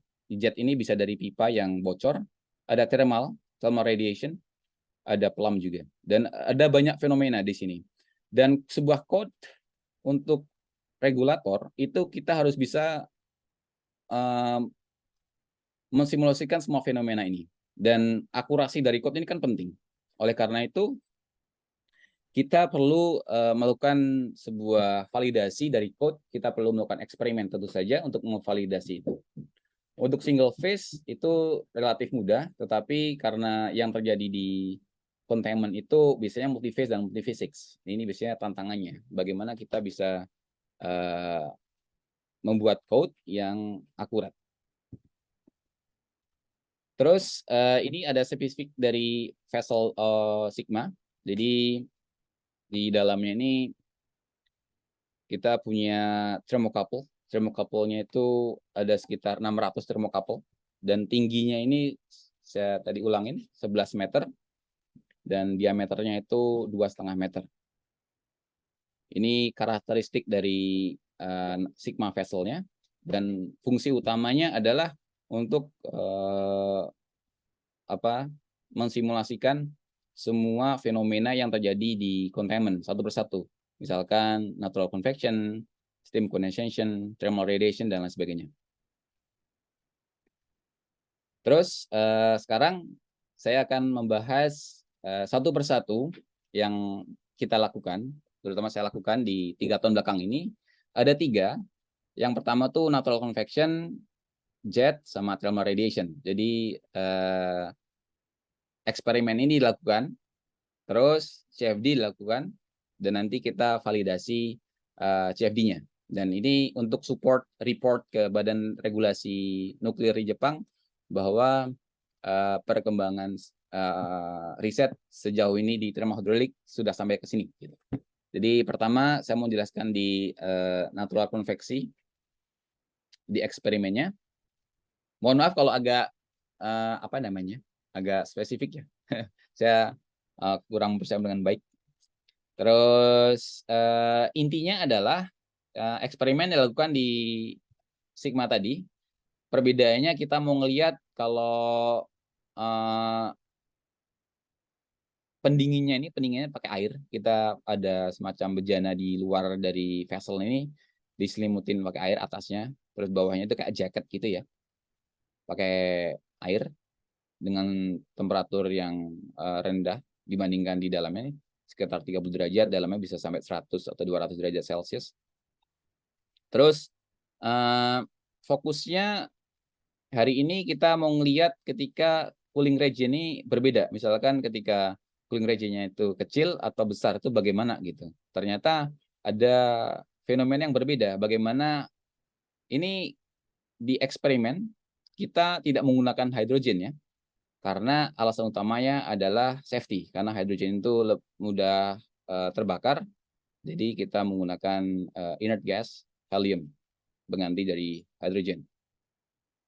Terus ada 2 case untuk hari ini. Ada yang helium sama air. Jadi pertama-tama helium, air, helium diinjeksi dari sini ya. Nanti helium terkumpul di atas ini. Habis itu didinginkan. Nanti dia akan tercampur. Dissolve. Sama juga dengan ini. Helium, air. Habis itu didinginkan dari luar. Dan bagaimana helium ini tercampur. Ini penting karena ketika ini tidak dicampur, ini kan bahaya. Ketika dia terkumpul ke atas, ketika ini adalah hidrogen, ketika didiamkan dan mencapai, kalau ada diagramnya, namanya Shapiro diagram, Ketika hidrogennya itu 60%, maka itu akan meledak. Ada potensi ledakan di situ. Makanya ini harus sebisa mungkin jangan terkumpul ke atas, sebisa mungkin tuh tercampur. Terus validasinya pakai CFD. Jadi di riset saya ini saya pakai OpenFOAM, jadi ini open source. Pertama-tama diskretisasinya yang vessel tadi ada fluid sama solid. Kita mau ngelihat transfer panas di dalam solid dan fluid, dan kita validasi dengan eksperimen. Bagaimana panas di dinding dari vessel ini kita ukur dan kita validasi. Jadi ketika ini ada waktu ya, dari ini second, dari 0 detik sampai 5.000 detik, itu 0 detik berarti air belum mengalir di atas nih. Setelah 0 detik baru air diinjeksi dan dingin. Dan bisa dilihat di dindingnya, di dinding dalam ya, dinding dalam vessel, ini yang warna biru ini kan berarti dia ada airnya ya. Dan yang warna merah ini dia tidak ada pendinginnya di dinding luarnya. Dan kita bisa lihat bahwa temperatur dari dindingnya itu akan turun ketika didinginkan dari luar.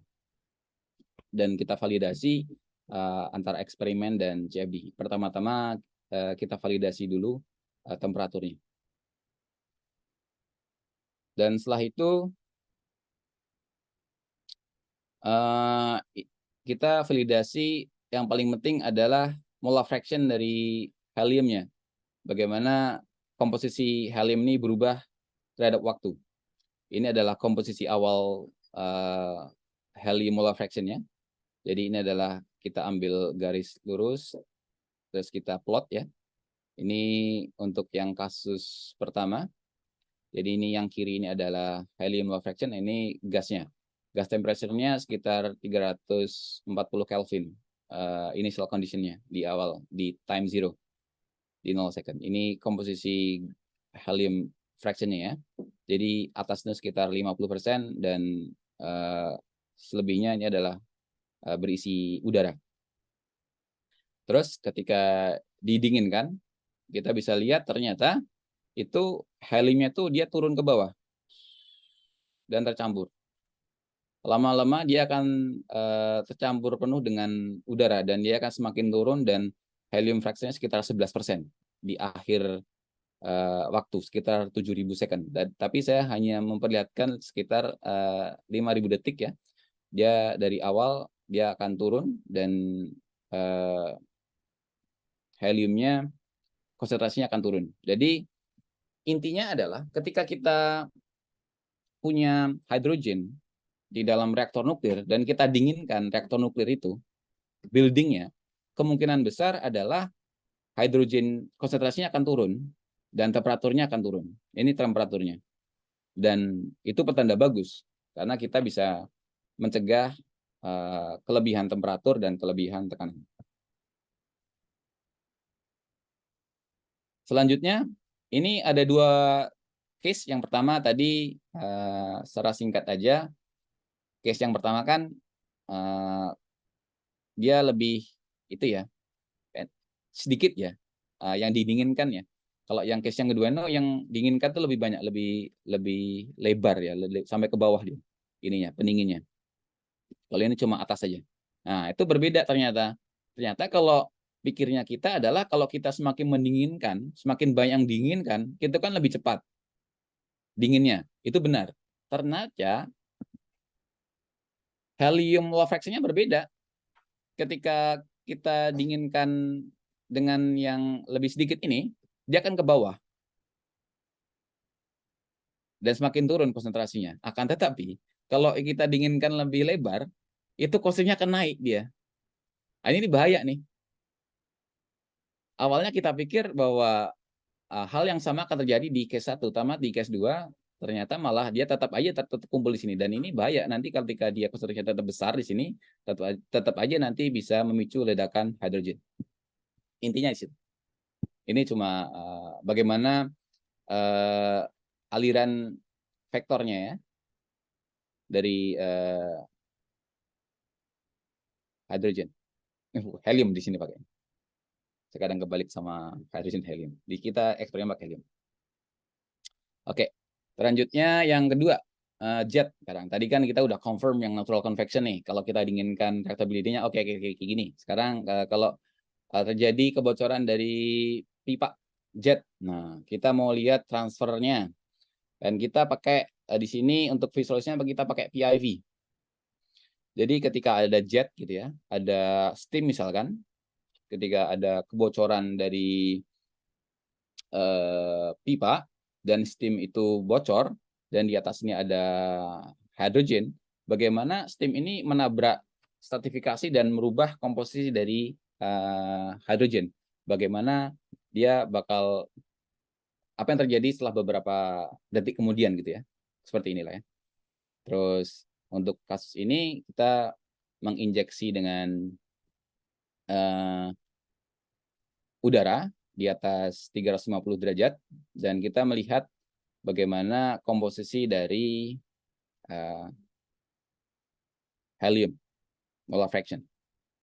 Dan berbeda dengan sebelumnya, kalau sebelumnya pakai yang RANS itu adalah simulasi yang lebih simple sebenarnya ya.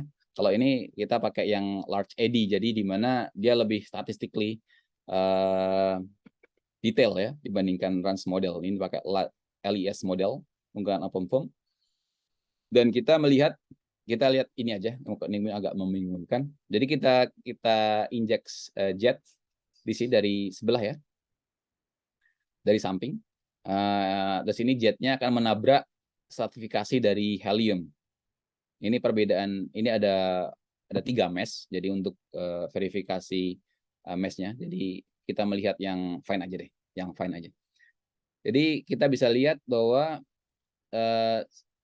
si jet ini akan menabrak stratifikasi dan stratifikasinya akan kolaps ya istilahnya ya, dan dia akan bergerak ke atas. Jadi fenomenanya sama dengan fenomena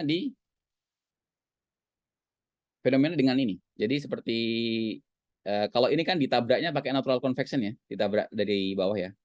Terus dia akan naik ke atas, naik ke atas, naik ke atas konsentrasinya. Sama halnya ketika pakai jet, ternyata konsentrasinya tetap aja tinggi di atas dan tapi dia akan kolaps di akhir waktu. Terus yang ketiga, masih ada waktu ya. Yang ketiga ini thermal radiasi. Kenapa penting? Karena sebelumnya karena steam itu dominan ketika terjadi kecelakaan nuklir di komunitas nuklir, terutama di bidang termohidralika, itu kita tidak kita mengindahkan tidak memperhitungkan radiasi di dalam model komputasi. Jadi karena kita anggap temperaturnya itu kurang dari 1000 derajat Celcius, itu radiasinya tidak berpengaruh. Ternyata karena steam itu ada air, itu adalah serapan radiasi terhadap radiasi di infrared region itu tinggi, maka kita perlu perhitungkan. Karena sebelumnya perbandingan antar eksperimen dan CFD itu besar. Kenapa eksperimen itu temperaturnya lebih rendah dibandingkan CFD?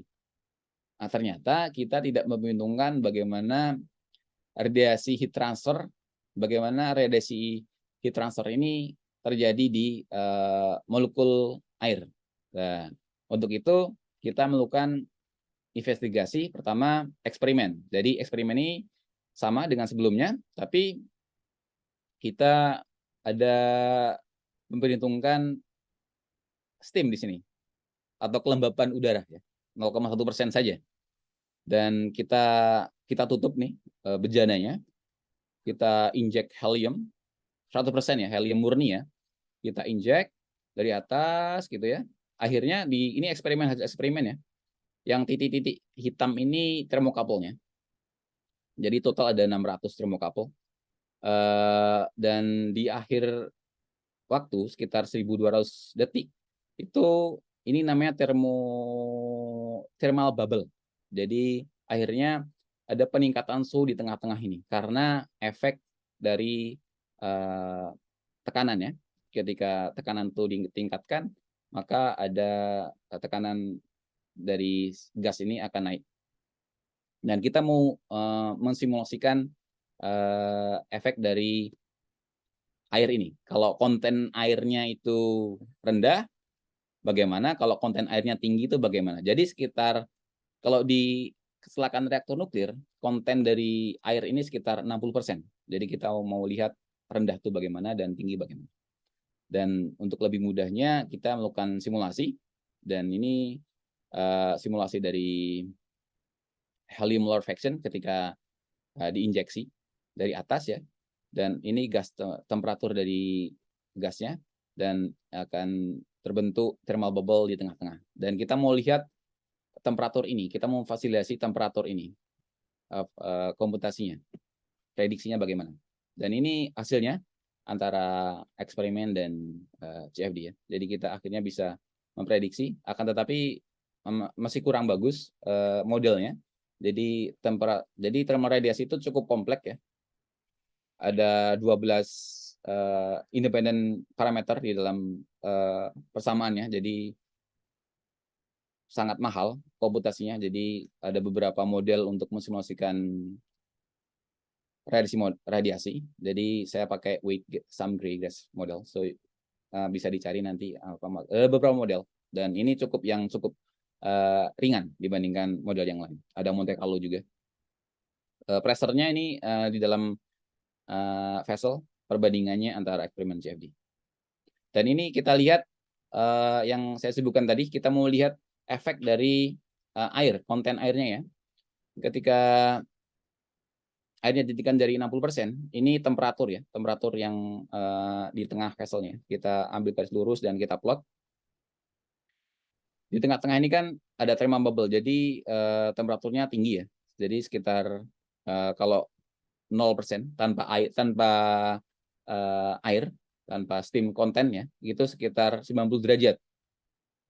Tetapi ketika ada steam sekitar 60%, itu dia temperaturnya 40 derajat karena thermalnya ini diserap sama air, dari molekul air. Dan sebelumnya di komunitas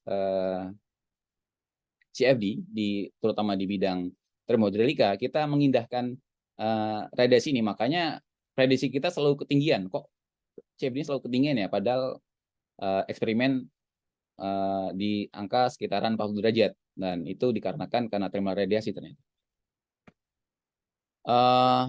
Itu yang hari ini yang bisa saya sampaikan. Jadi sejauh ini fokus saya di termodinamika yang hubungannya dengan kecelakaan nuklir ya, menggunakan varietas namanya sigma. Dan sejauh ini baru 3 yang kita lakukan, masih saya lakukan, natural convection, buoyant jet, sama turbo radiation. Dan sekarang ini saya sedang melakukan condensation. Jadi bagaimana kondensasi ini berpengaruh terhadap konsentrasi hidrogen. Dan akhirnya kita menemukan jawaban bahwa steam kondensasi inilah yang paling berpengaruh bagaimana reaktor di Fukushima itu bisa terjadi ledakan, dan bagaimana lantai 4 itu lebih tinggi hidrogennya daripada lantai 5. Ternyata steam condensation di lantai 4 lebih tinggi dibandingkan lantai 5. Jadi ketika semakin tinggi steam condensation, maka molar fraction dari hidrogen akan naik. Dan itu yang sedang kita lakukan. Dan cukup dari saya, sekian. Mohon maaf kalau terlalu spesifik dan terlalu kurang umum ya. Dan saya akhiri dan saya kembalikan ke moderator. Oke, terima kasih banyak Mas Ari. Ya,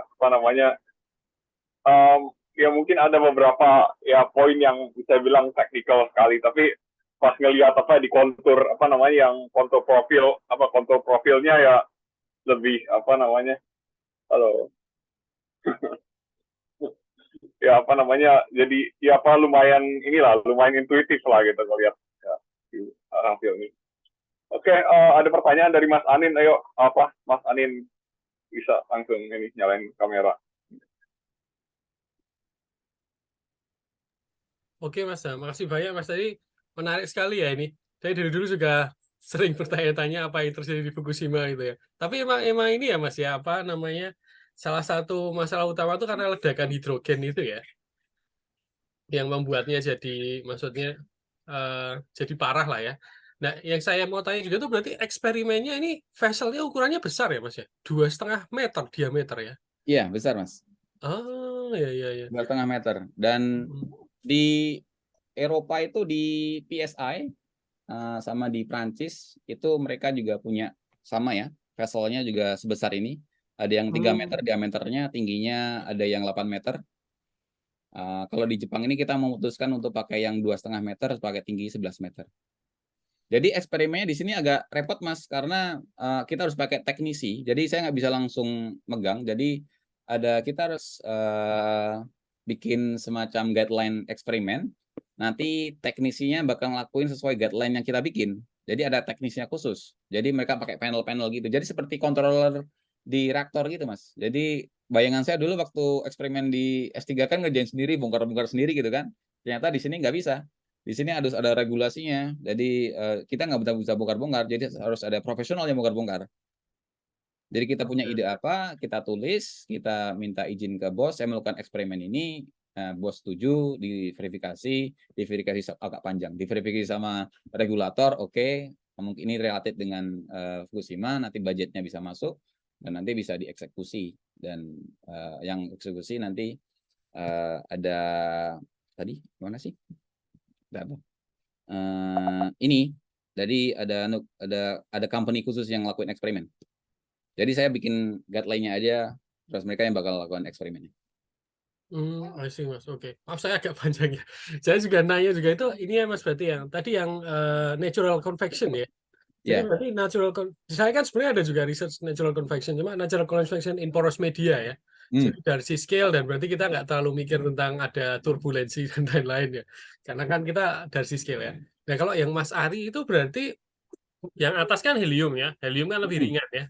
Berarti istilahnya dia yang di atas gitu ya. Terus bawahnya itu udara biasa ya. Ya. Nah itu berarti maksudnya natural convection-nya itu adalah setelah dia didinginkan atau Ya. karena walaupun didinginkan tetap lebih ringan kan ya Mas ya? Didinginkan yang karena perbedaannya tuh cukup besar, temperaturnya, densitasnya dia akan turun. Ya.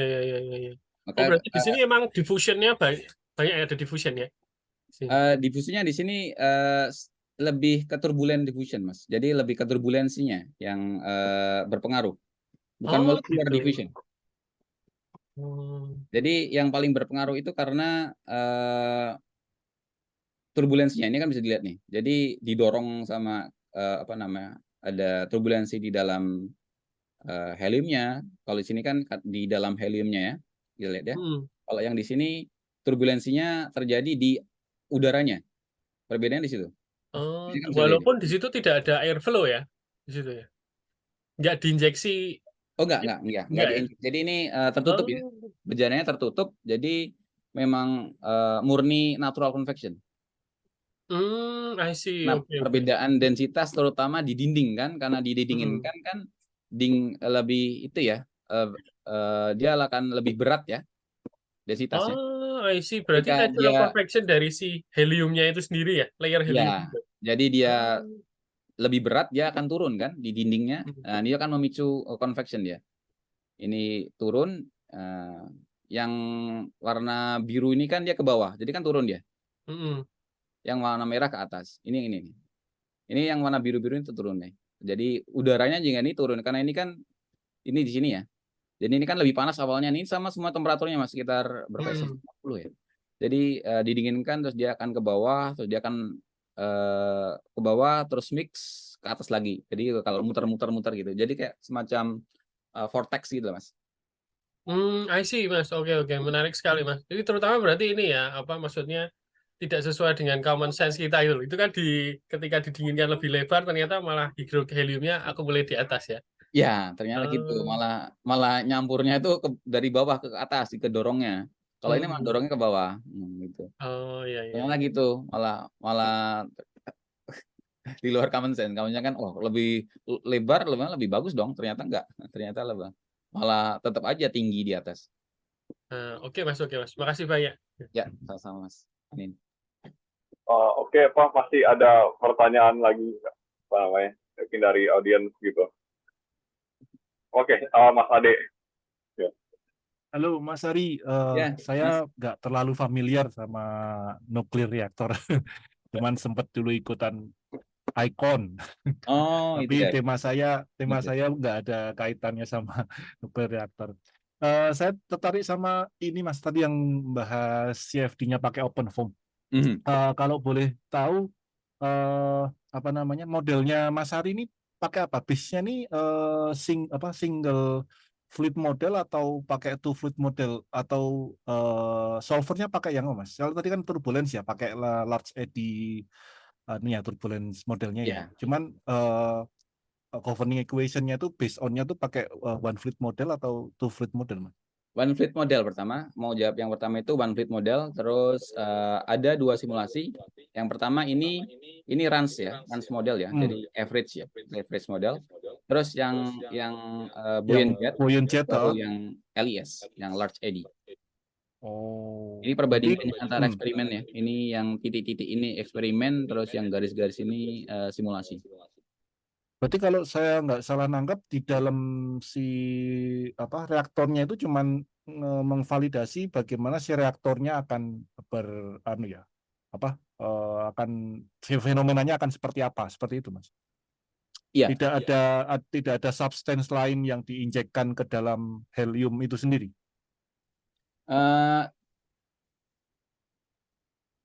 Kalau diinjeksi tidak ada, tetapi misalnya gambarnya ini mana ya? Di sini. Jadi di reaktor Mas ya, ini namanya ada 2 nih, reaktor building yang luar ini ya, yang di dalam merah-merah ini, ini containment, ini reaktor containment. Terus yang ini namanya bejana nih, bejana nuklir yang ini di mana reaksi fisi terjadi sini. Jadi filosofi dari reaktor nuklir adalah defend in depth. Jadi ketika terjadi kecelakaan di sini, ini containment vessel bisa mengungkung radioaktivitas, ya. Terus ketika ini gagal, ini masih ada reaktor building yang bakal mengungkung. Ternyata Fukushima gagal semua. Sayangnya karena ledakan itu. Terus di versi yang case 1 ini yang reaktor ini di sini ada nitrogen Mas. Jadi awalnya karena ini adalah inert ya, jadi kan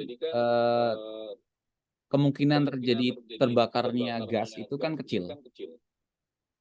Inert jadi awalnya diisi nitrogen inert gas.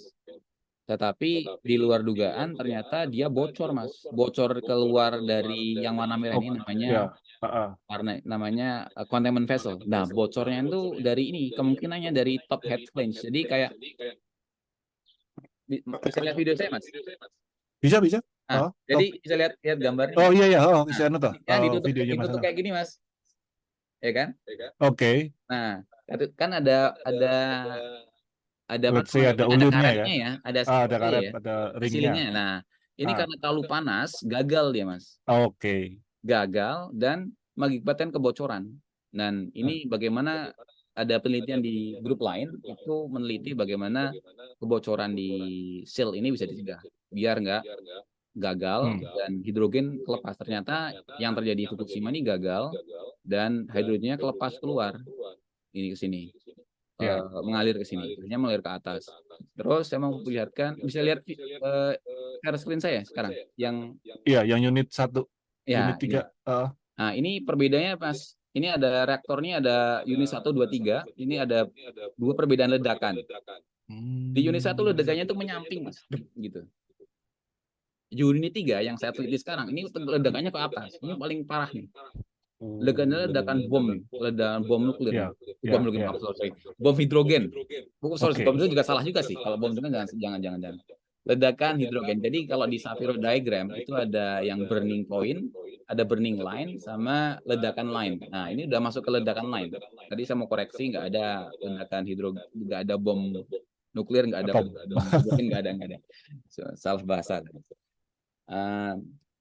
Di sini perbedaannya di sini, dan awalnya kita nggak tahu kenapa bisa terjadi perbedaan ledakan antara unit 1 dan unit 3 di Fukushima, dan ternyata di unit 3 itu hidrogennya itu terkumpul di lantai 4, karena lantai 4 itu paling parah. Jadi yang pertama meledak itu lantai 4. Oke. Itu disusul dengan lantai 5. Jadi meledaknya itu nyamping terus beb ke atas gitu, Mas. Oke. Kalau yang di unit 1, dia terkumpulnya di lantai 5. Dan Terus dia ledakannya nyebar. samping aja. Ya. Oh, syukur. Nah, jadi dua perbedaan ledakan ini yang menjadi topik riset.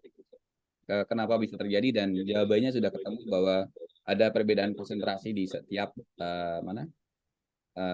lantai.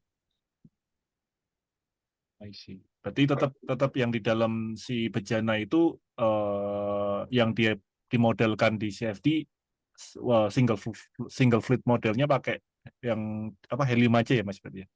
Jadi Ya, yang di banderinya baru dikasih kondisi sesuai coolingnya. Iya, sesuai boundary condition, sesuai eksperimen. Oke, sip, Mas Ari. Terima Oh, kasih. ini ya, ini ledakan ya pertamanya. Hah? 1 second, 2 second, 3 second. Terus dia ledakannya ke atas. Dari dalam hitungan 10 detik aja dia ledakannya. Oh, Mas Ari main play video po. Saya nggak. Oh, Tempat enggak. saya Mas freeze. Oh, ini enggak.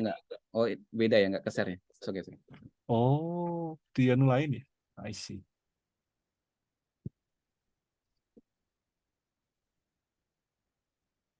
Oke. Ya, thank you Mas Ari ya. Balik Mas. Sama-sama, Mas. Masih ada 4 menit lagi. Mungkin ada yang punya pertanyaan. Saya sebenarnya punya satu pertanyaan juga ini, Mas. Ya mungkin, mungkin cepat aja gitu. Mas Ari sedang Oke. Ya, balik lagi, oke. Cuman satu pertanyaan cepat aja gitu. Yap. Kan riset kan yang soal komputasi ini kan dipakai, ya saya bisa bayangin gitu kan kayak mesh-nya itu elemennya sampai 30 juta gitu kan. Tapi kalau terus transient waktu kayak waktu realnya itu sekitar 1000 detik gitu. Nah itu jadi kayak sumber daya computational resources-nya dipakai itu dari superkomputer dari mana gitu, atau mungkin dari JAE atau dari mana? Pertanyaan bagus ya. Jadi kita pakai yang terakhir ini, kita pakai superkomputer JA. Kita pakai 1000 core, terutama yang LIS ini karena mahal banget ya.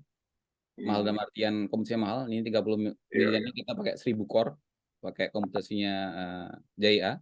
Dan itu bisa memakan untuk waktu hanya 1500 detik itu di real time-nya itu sekitar 2 minggu ya. Oh. Pakai 1000 core. Luar biasa. 1000 core. Luar biasa. Jadi kayak Mas, misalnya gini buat model terus di-run di